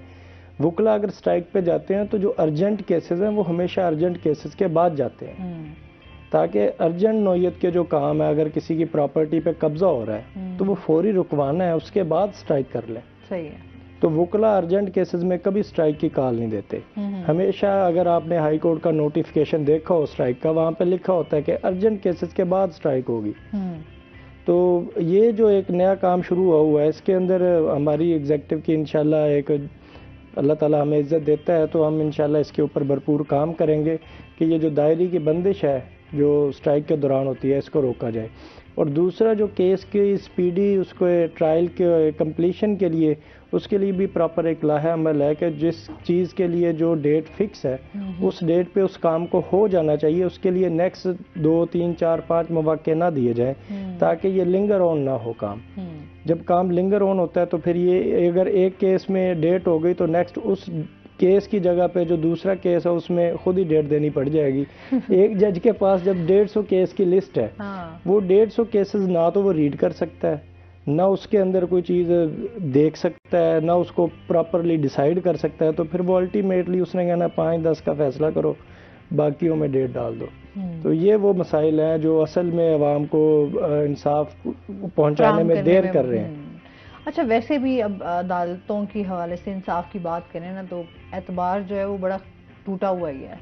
अच्छा क्या कहेंगे, मतलब अब यहाँ पे भी बात करें तो फिर इंसान कहता है कि यार हमारे लॉ है, आइन भी है, सब कुछ है, लेकिन उसकी पासदारी कब होगी, मतलब उन चीज़ों को फॉलो कब किया जाएगा या इंसाफ को बेहतर कैसे किया जाएगा। लोगों की एक बड़ी होप होती हैं। अब जब हम देखते हैं कि अदालतों का रुख किया जाता है, मोस्टली तो जैसे पहले पंचायतें होती थी, अब तो सिस्टम ही खत्म हो गया ना, तो लोगों के पास ये था कि अभी जो एक आखिरी हल नजर आता है ना वो अदालत ही नजर आती है। तो अभी अदालत से भी अगर उस तरीके का इंसाफ नहीं मिलेगा या उस तरीके से चीजें आपकी नहीं, अब अदालतें बिल्कुल इंसाफ कर रही हैं, उस लेवल का नहीं कर पा रहे हैं जिस लेवल का होना चाहिए। जैसे ट्रांसपेरेंसी इंटरनेशनल की वो करप्शन वाली रिपोर्ट आई है, उसमें जो टॉप 4 जो अदारे हैं वो वाले अदारे हैं जो किसी मुल्क की रीढ़ की हड्डी होते हैं। उसमें अदलिया भी है, उसमें मुकन्ना भी है, उसमें इंतजामिया भी है। वो करप्शन में सबसे ऊपर यही उन्होंने रखे हुए हैं। जब हम ये हाल देखेंगे तो फिर वाकई फिर क्या हम कहेंगे कि तो ये मुआशरे की रीढ़ की हड्डी होते हैं, इनसे मुआशरा बनता है। अगर इंसाफ हो रहा हो और पुलिस सही तरीके से काम कर रही हो और जो लॉ इन्फोर्समेंट एजेंसीज हैं वो सही तरीके से अमल पैरा हों आइन कानून के मुताबिक, तो मुआशरा सही तरीके से चलता है। अब यही जब चीज़ें ख़राब हो जाएंगी, करप्शन आ जाएगी, तो मसाइल तो होंगे। अब अगर आखिरी उम्मीद है वो यकीनन अदालतें ही हैं और वुकला ही हैं जो अब रही सही जो है कुछ थोड़ा बहुत चला रहे हैं इस मामलात को, वरना तो आप देख सकते हैं ओवरऑल हर सिस्टम ही ख़राब हो चुका हुआ है। फिर हम कहते हैं मुआशरे का बिगाड़, जब हम देखते हैं कि हर तरफ आपको जो है कहीं करप्शन है।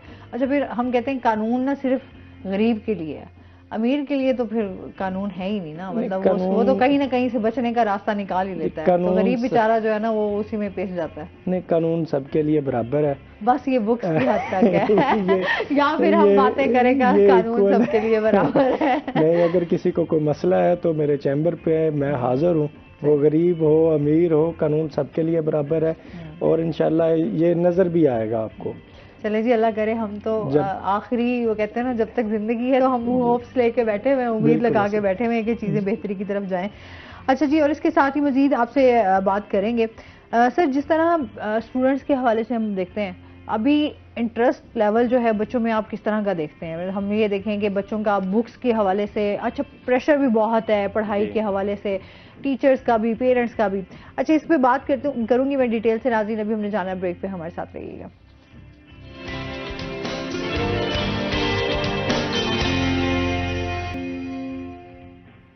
वेलकम बैक नाजरीन, हम बात कर रहे थे स्टूडेंट्स के हवाले से। जी, क्या कहना चाहेंगे? तो मैम इसमें ये है कि एक तो हिस्टोरिकल बैकग्राउंड हमें बताना चाहिए स्टूडेंट्स को कि भी हमारी ये अचीवमेंट्स हैं उससे भी उनको मोटिवेशन मिलती है, और क्लास एक्टिविटीज़ होनी चाहिए, और अल्हम्दुलिल्लाह हम करवा भी रहे हैं अपने अदारे के अंदर।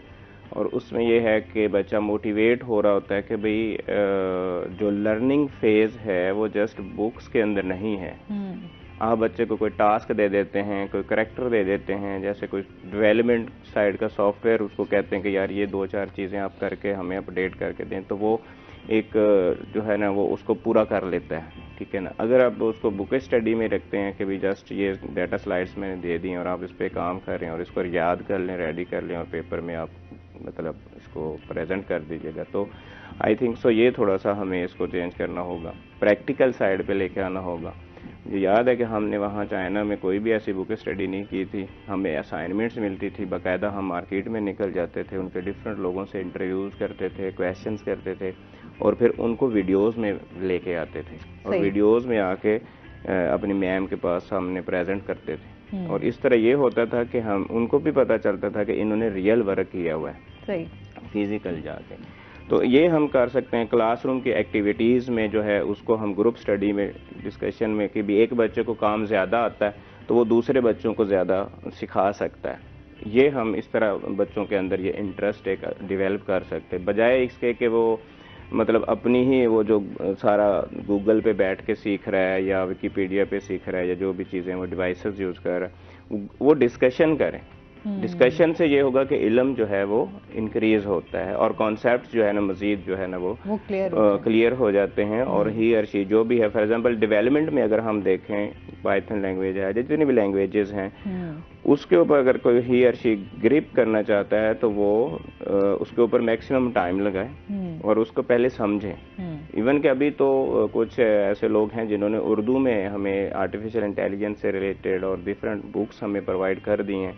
उससे ये होता है कि आपके मैक्सिमम कॉन्सेप्ट्स क्लियर हो जाते हैं। आज हमें भी पता है कि हमें जो हम विंडोज इंस्टॉल करते हैं या जो भी सॉफ्टवेयर इंस्टॉल करते हैं उसके बैकएंड पे कैसा डाटा चल रहा है, क्या उसके ऊपर चल रहा है, उसमें हमारे पास मैथमेटिक्स की जितना लीनियर अलजबरा है वो यूज हो रहा होता है और उसके बारे में हमें नॉलेज बच्चे को प्रोवाइड करना चाहिए। कैलकुलस है, ये सारी चीजें, इनको मैं कहता हूँ कि बच्चे को फिजिकल चीजें दिखाई जाए ताकि वो जो है ना उसमें एक इंटरेस्ट डेवलप हो जाए और वो जो है ना आगे बढ़ता रहे। और इसमें ये क्वालिटी ऑफ एजुकेशन भी आ जाती है और इंशाल्लाह हमारे अदारे ट्राई भी कर रहे हैं इंशाल्लाह कि इसके ऊपर और अच्छा मतलब काम किया जाए और इसको आगे लेके जाए एजुकेशन को।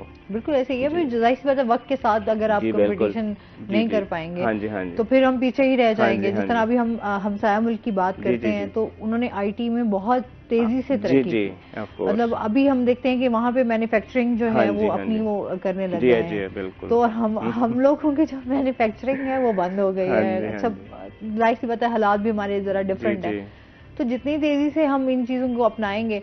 अच्छा, आप नहीं समझते कि हम आईटी की तरफ जो है वो अपने बच्चों को, जिस तरह हमारे तालीमी इदारे हैं वो स्टार्टिंग से ही उस चीज़ पर लेकर आए? जिस तरह से बेस एक चीज़ बनती जाती है तो आगे कहीं आपको जाकर जो है वो इतने मसाइल का सामना नहीं कर, क्योंकि हम ट्रेनिंग्स पे देखते हैं, ट्रेनिंग में भी आपको क्या सिखाया जाता है, वही जो आपकी बेसिक कोई चंद चीजें होती हैं उससे रिलेटेड आपको सिखा दिया जाता है और दहशत किसी को आए ना आए जितने प्राइवेट इदारे बने हुए हैं। जी जी, हमें प्रॉब्लम स्टेटमेंट पे काम करना चाहिए। हाँ। जिस तरह दुनिया कर रही है इस वक्त एनाटॉमी में अगर हम देखते हैं और मेडिकल साइंसेज में हम देखते हैं तो चाइना ने इस वक्त एक ऐसी डिवाइस बनाई है कि जो इंसान जब उसके सामने से गुजरता है तो वो इंसान को स्कैन कर लेती है, पूरे इंसान को स्कैन कर लेती है। और वहाँ पे वो डॉक्टर फौरन, जैसे आप एक किताब ओपन कर रहे होते हैं पेज बाय पेज, तो वो ओपन कर करके देख रहा होता है कि अगर किसी के ही और शी के बॉडी में कोई इश्यू आ रहा है तो वो फौरन से पहले उसको पता चल जाता है। सही। हमें उस हार्डवेयर वाली साइड पे जाना पड़ेगा। उसके लिए हमें ज़ाहिर है हाई लेवल की हार्ड वर्किंग भी चाहिए और मोटिवेशन चाहिए और प्रोजेक्ट्स पे काम करें ताकि जो है ना हम जो है ना आगे निकल सकें और हमारे स्टूडेंट के अंदर मोटिवेशन पैदा हो कि भाई ये तो काम बड़ा इंटरेस्टिंग सा लग रहा है। ये प्रॉब्लम स्टेटमेंट्स हमें बतानी होंगी। प्रॉब्लम स्टेटमेंट्स हमारे पास बहुत सारी हैं ज़ाहिर, लेकिन उसके लिए फिर एट द एंड वही बात कि मैं कहता हूँ कि बहुत सारे इश्यूज हमें फेस करने पड़ते हैं। टेक्नोलॉजीज बहुत महंगी हैं, जितनी भी हम टेक्नोलॉजी की अगर बात करते हैं तो डिवाइसेस के ऊपर जो टैक्सेस हैं या जिस तरह भी हम बाहर से मंगवाते हैं डिवाइसेस, फिर वहाँ पे आप देखें ना, जब आप कंप्यूटर साइंस की बात करते हैं तो अब डेस्कटॉप का जो था कॉन्सेप्ट वो ख़त्म हो चुका है। अब स्मार्ट चीज़ों की तरफ हम आ रहे हैं, तो उसमें जिद्दत जो है उसको इजी बना दिया जाए स्टूडेंट्स के लिए। मुझे याद है कि कुछ मेरे पास अभी ऐसे स्टूडेंट्स भी हैं कि जिनके पास अभी तक अपना लैपटॉप नहीं है। तो वो भी एक प्रॉब्लम है। या वो बेचारा उसी फिर चक्कर में रहता है कि यार वो पीडीएफ फाइल या डाटा फाइल बस रेडी कर लो, पेपर प्रेजेंट करो और डिग्री लो। तो और बच्चे भी हैं जिनको हम कोशिश कर रहे हैं कि ग्रुप्स वगैरह बना के और उनसे जनाब जो है ना उनका इंटरेस्ट डेवलप किया जाए कि ये जो डिग्री आपने लेनी है ना यही आपकी रोजी रोटी है। हाँ। और पूरी जिंदगी आपने इसी पे काम करना है। ये है, इस तरह के स्ट्रेटजीज हमें इंशाल्लाह हम कर भी रहे हैं इस पे काम। उम्मीद है कि वो तो अब बच्चे मुझसे पूछते हैं कि सर आप इतना हाई लेवल पे चले गए, मतलब आप बहुत ऊपर की बातें करते हैं फलां ये वो। तो अब जाहिर है हम वहाँ पे ऑलमोस्ट कोई 70 कंट्रीज के स्टूडेंट्स थे, क्लास में बैठते थे, डिस्कशंस करते थे। तो हम जब उनका लिविंग स्टैंडर्ड देखते थे और अपना तो फिर थोड़ा सा डिफरेंस तो पता चलता है। हाँ बिल्कुल ऐसे ही। अच्छा, फिर जाहिर सी बात है वहाँ के सिस्टम में और यहाँ के सिस्टम में जमीन आसमान का फर्क है। मिसालें तो हम देते हैं लेकिन हम चीजें उस तरीके से हमारे पास फैसिलिटीज नहीं है जिसमें हम लोग फौरन से जो है वो रिस्पॉन्स करें। तो अभी बच्चों ने पूछा जी वो मैं साथ वाले हमारे मुल्क वाले जनाब चांद पे कैसे चले गए, ये है वो, बड़ी उसके ऊपर बहस। ये भी बड़ा इंटरेस्टिंग रहा, बहुत ही तो क्या कर लिया उन्होंने भी बहुत सारी बनी, क्या कर लिया जी उन्होंने, हम भी ये करेंगे। हमारे अपने साउथ पंजाब के कुछ दोस्त हैं, उन्होंने फनी चैनल्स पे बनाई हुई है वीडियोस। तो अब देखें ना जी उसके बैकएंड के ऊपर जितना भी है वो कंप्यूटर साइंस ही था। कंप्यूटर साइंस ने ही उस मशीन को उड़ाया है और उसको चांद तक वो लेके गई है, जबकि आपको पता है 2019 में वैसे क्रैश हो गई थी। तो अब ये है कि इस तरह की चीज़ें हमें हमारे मुल्क में हमें प्रॉब्लम स्टेटमेंट पे काम करना होगा ताकि जो है ना कर भी रहे हैं। हमारे IT सेंटर्स कर रहे हैं, लाहौर के अंदर हैं, डिफरेंट इस्लामाबाद के अंदर हैं, वो मेहनत करवा रहे हैं बच्चों से, डिफरेंट काइंड के प्रोजेक्ट्स बना रहे हैं। तो ये डेवलपमेंट वाली साइड पे अगर आ जाएं तो हम थोड़ा सा और ज़्यादा आगे बढ़ सकते हैं और अब कर भी रहे हैं इंशाल्लाह ऑफ कोर्स बाहर के कंट्रीज़ में जाते हैं। मज़ीद भी इनसे जानते हैं। नाज़रीन अभी हमने जाना है ब्रेक पे, हमारे साथ रहिएगा।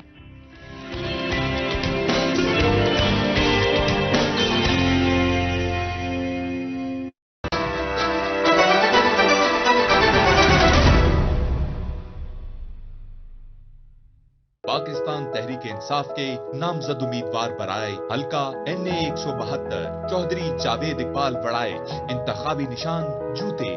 3.5 साल दौर में रहीम यार खान की तारीख में रिकॉर्ड तरक्याती काम 27 अरब का सिटी पैकेज, 1 अरब से अवामी फलाह के मंसूबे, जाती जेब से म्यूनिसिपल कमेटी को भारी मशीनरी का तोहफा। ये काम हमारी पहचान। 8 फरवरी को तहरीक इंसाफ की फतह के लिए निकलें और NA 172 में इंतखाबी निशान जूते पर मोहर लगाकर कामयाबी यकीनी बनाएं।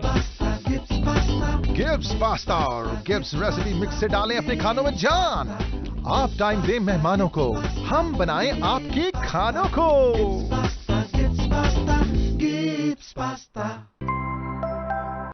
आपका हसीन चेहरा आपकी शख्सियत की पहचान।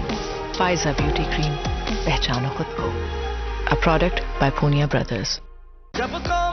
उम्मीदवार PP 276 सरदार अमजद अब्बास खान चांदिया, पाकिस्तान मुस्लिम लीग नून, इंतखाबी निशान शेर। सरदार अमजद अब्बास खान चांदिया की वेलकम बैक नाज़रीन। अच्छा, आपका जो मंशूर है उस हवाले से भी जान लेते हैं। वैसे तो बहुत सारे लोगों के मंशूर हैं, आपका क्या मंशूर है? मेरा मंशूर वकला के लिए है, वो सीनियर भी हैं और यंगस्टर्स भी हैं। यंगस्टर्स के लिए ये है कि जो यंगस्टर्स अभी न्यू आ रहे हैं, एक उनका इंटीमेशन पीरियड होता है 6 मंथ का। उस इंटीमेशन पीरियड में हम कोशिश कर रहे हैं कि जो हमारी प्रॉपर पूरी टीम है वो सारी मिलके हमारे जो सीनियर्स हैं उनसे लेक्चर्स दिलवाए जाएं उनको, ताकि वो प्रैक्टिकली सही तरीके से अपने फील्ड को लेके चल सकें। फिर कुछ जजेस हैं जो हमारी रिक्वेस्ट पे आके उनको लेक्चर्स देने के लिए तैयार हैं, तो उनको ताकि वो अपनी फील्ड के अंदर प्रैक्टिकल काम कर सके, जो पिछले 5 साल में उन्होंने स्टडी की है उसको आगे प्रैक्टिकली कैसे इस्तेमाल करना है वो उनको बताया और सिखाया जा सके। उसके बाद जो सीनियर्स और यंगस्टर्स में कुछ गैप आ चुका हुआ है, उस गैप को कम किया जाए। अदब, एहतराम और ये चीज़ें पहले भी हैं, इनको मज़ीद बेहतर तरीके से आगे चलाया जा सके। जो यंगस्टर्स हैं इनका अदालत के साथ जो बिहेवियर है उसको सही तरीके से कंट्रोल रखा जाए और बेहतरीन एनवायरनमेंट पैदा किया जा सके, ताकि जो क्लाइंट आया है वो किसी बदमज़गी का शिकार ना हो। बिल्कुल। और इंतज़ामिया जो है, जो पुलिस है, ये अगर ये सही तरीके से डील करे तो अदालतों में इतना रश ही ना हो। ये रश सिर्फ इस वजह से है क्योंकि जो इंतज़ामिया है वो अपना प्रॉपर वर्क करती नहीं है। अगर किसी गुनाहगार को इंतज़ामिया बेगुनाह करार दे देगी तो वो बेचारा अदालत में ही आएगा। सही। और जब एक बंदे के साथ 5, 7, 10 दफ़ा ये काम हो गया, अल्टीमेटली वो खुद किसी न किसी काम में मुलव्वस हो जाता है, वो खुद मुजरम बन जाता है। पहले वो मुद्दई होता है, बाद में वो मुलजिम बन जाता है। तो ये वाली चीज़ें हैं, इनको इंशाल्लाह इनके ऊपर काम करेंगे हम पूरा। ठीक है। अच्छा, बहुत सारे जो इस प्रोफेशन को चूज़ करना चाहते हैं या ये समझ लें एक अच्छा लॉयर बनने के लिए क्या चीज़ें ज़रूरी हैं, ये क्या? ये प्रोफेशन ऑफ लॉर्ड्स है, ये बहुत बेहतरीन और बहुत प्यारा प्रोफेशन है। इसके अंदर आप इंसानियत की खिदमत करते हैं, इसके अंदर आप अपनी अर्निंग भी करते हैं और अपनी फैमिली के लिए, अपने लोगों के लिए एक आनर का ज़रिया भी बनते हैं। इस वजह से इस प्रोफेशन को मैं बहुत बेहतरीन प्रोफेशन समझता हूँ दूसरे प्रोफेशंस की निस्बत। इसके अंदर स्ट्रगल करनी पड़ती है स्टार्ट में, और बहुत ज़्यादा स्ट्रगल करनी पड़ती है। सबसे पहला आपके साथ मसला ये होता है कि लोग आपके ऊपर इत्माद नहीं करते कि आप यंगस्टर हैं, आप उनका केस ख़राब ना कर दें। अच्छा, मोस्टली उनकी ये भी होता है ना कि सीनियर हमें उस तरीके से जो है हमें गाइड भी नहीं करते, हमें उस तरीके से मौका भी नहीं देते। ये भी तो यंग लॉयर्स की शिकायत है। ये यंग लॉयर्स की बिल्कुल शिकायत हैं, लेकिन इनके ऊपर मैंने अभी बताया हमारे मंशूर में शामिल है कि जैसे ही वो इंटीमेशन पीरियड में आते हैं 6 मंथ के, तो हमारे बहुत सारे सीनियर्स हैं जो उनको लेक्चर्स देंगे। बाकायदा हम बार रूम में लेक्चर्स का इंतजाम करेंगे। छोटे छोटे केसेस उनके हवाले जो है वो, और जो छोटे छोटे केसेस हवाले के हिसाब से जो उनकी अकोमोडेशन के लिए और उनके एक्सपेंसेस को मीट करने के लिए वो हम उनको कोर्ट से जो लोकल कमीशन मिलते हैं वो हम उनको लेकर देंगे। सही। जहाँ पे कोर्ट कहती है कि जी फलां जगह पे चेक करके वो कब्जा किसका है, वो लोकल कमीशन यंग वकील जाएगा, जाके देखेगा, सारों के बयानात लिखेगा, अपनी रिपोर्ट बनाएगा और लाके जमा करा देगा, उसको फीस मिल जाएगी। सही। वो बजरिया कोर्ट मिलेगी और जो पार्टी ये काम करवाना चाहती है वही पार्टी देगी। केस जिसका मर्जी हो, सही, वो यंग वकील अकोमोडेट हो जाएगा। ठीक हो गया। तो ये हमारा है लाहमल, बिल्कुल लॉयर्स के लिए काम किया जा रहा है। सही हो गया। अच्छा सर, हम करियर काउंसलिंग की बात कर रहे थे कि आजकल के बच्चे हमारे जो हैं वो मोस्टली इस चीज़ का भी शिकार हैं कि एक्चुअली उन्होंने करना क्या है लाइफ में। तो उस हवाले से क्या कहेंगे कि कितनी ज़रूरी है और इसके ऊपर कितना काम करने की ज़रूरत है? इसके लिए हमें ट्रेनिंग्स ज़रूरी हैं अदारों के अंदर, और जो हमारे मोटिवेशनल पीपल्स हैं उनको लेके आया जाए, ताकि और जो लोग ऑलरेडी काम कर रहे हैं, मतलब डिफरेंट टास्क्स के ऊपर काम कर रहे हैं, वो जो है बीइंग ए डॉक्टर तो मैं कर ही रहा हूँ, मतलब मैं अपने एमफिल के पीएचडी के स्टूडेंट्स को मोटिवेट कर रहा हूँ कि रिसर्च पे फोकस करें, ताकि आप बाहर भी मूव कर सकते हैं, वहाँ से अर्न कर सकते हैं, अपने मुल्क में अच्छी खिदमत सर अंजाम दे सकते हैं। तो उसके लिए ट्रेनिंग्स ज़रूरी हैं। तो ट्रेनिंग्स भी उन लोगों को इनवाइट किया जाए जिसमें सेमिनार्स हो सकते हैं और जिसमें डिस्प्ले ऑफ द प्रोजेक्ट्स हो सकते हैं। उसमें बच्चा बहुत मोटिवेट हो रहा होता है कि भाई ये देखें यार, इसने अगर ये चीज़ बनाई है, ये तो ईजी है, मैं भी बना सकता हूँ। और IoT बेस्ड सेंसर्स लगा के जो बनाई जाती हैं चीज़ें वो हों। दूसरा है विजिट्स करवाए जाएं, मार्केट विजिट्स, इंडस्ट्रियल एरिया के विजिट्स, पता होना है जी जी मैम। और उनको बच्चों को ये बताया जाए कि यार बुक स्टडी से हट के मार्केट की ये रिक्वायरमेंट है, ताकि वो मेंटली तौर पे प्रिपेयर हो जाएं। अब बच्चा जब डिग्री लेके निकलता है तो वहाँ पे पता चलता है कि वो तो सारा काम ही एक्सेल पे हो रहा है। सही बात। अब वो सोचता है मैं तो यार डेवलपमेंट सीखी थी, मुझे बड़ा शौक था डेवलपमेंट करने का। फिर वो देखता है कि जी वहाँ पे सारा काम जो है ना आउटलुक पे और इस तरह की चीज़ों पे हो रहा है, तो वो फिर थोड़ी सी जो है ना बच्चे के अंदर वो डिमोटिवेशन आ जाती है कि जी चलो अब तो जॉब करनी है बस और अर्निंग करनी है और इस तरह की चीज़ें हैं। तो एट द एंड यही है कि हमें उनको जो है ना उस ट्रेनिंग फेजेस से गुजारना चाहिए और उसके बाद फिर आगे वो आगे जाके कंटिन्यू करे, अपनी फील्ड में जाए, बाहर के कंट्रीज में चला जाए। ऐसे अभी मैंने देखा कि अमेज़ॉन पे लोग अर्निंग बेस के ऊपर काम तो कर रहे हैं, लेकिन ये है कि वो रात सारी जागते हैं, डे टाइम वो ज़ाहिर रेस्ट करते हैं, लेकिन उनकी जो डिग्री है वो डिस्टर्ब हो रही होती है। तो अच्छा, वो पढ़ाई भी सही सी बात है, उसके साथ साथ लोगों के लिए तो मोस्टली ये है ना कि अर्निंग कैसे। हाँ जी, हाँ जी। अच्छा सर, बहुत शुक्रिया आपका, बहुत अच्छा लगा आप हमारे शो का हिस्सा बने। आपका भी बहुत शुक्रिया, आपने लॉयर्स के हवाले से जो है वो बातें की। नाज़रीन, आज का शो यहीं पर खत्म हुआ। अपना बहुत सारा ख्याल रखिएगा, दुआओं में याद रखिएगा। इंशाल्लाह जिंदगी ने साथ दिया तो सुबह आपसे फिर मुलाकात होगी। अल्लाह हाफिज।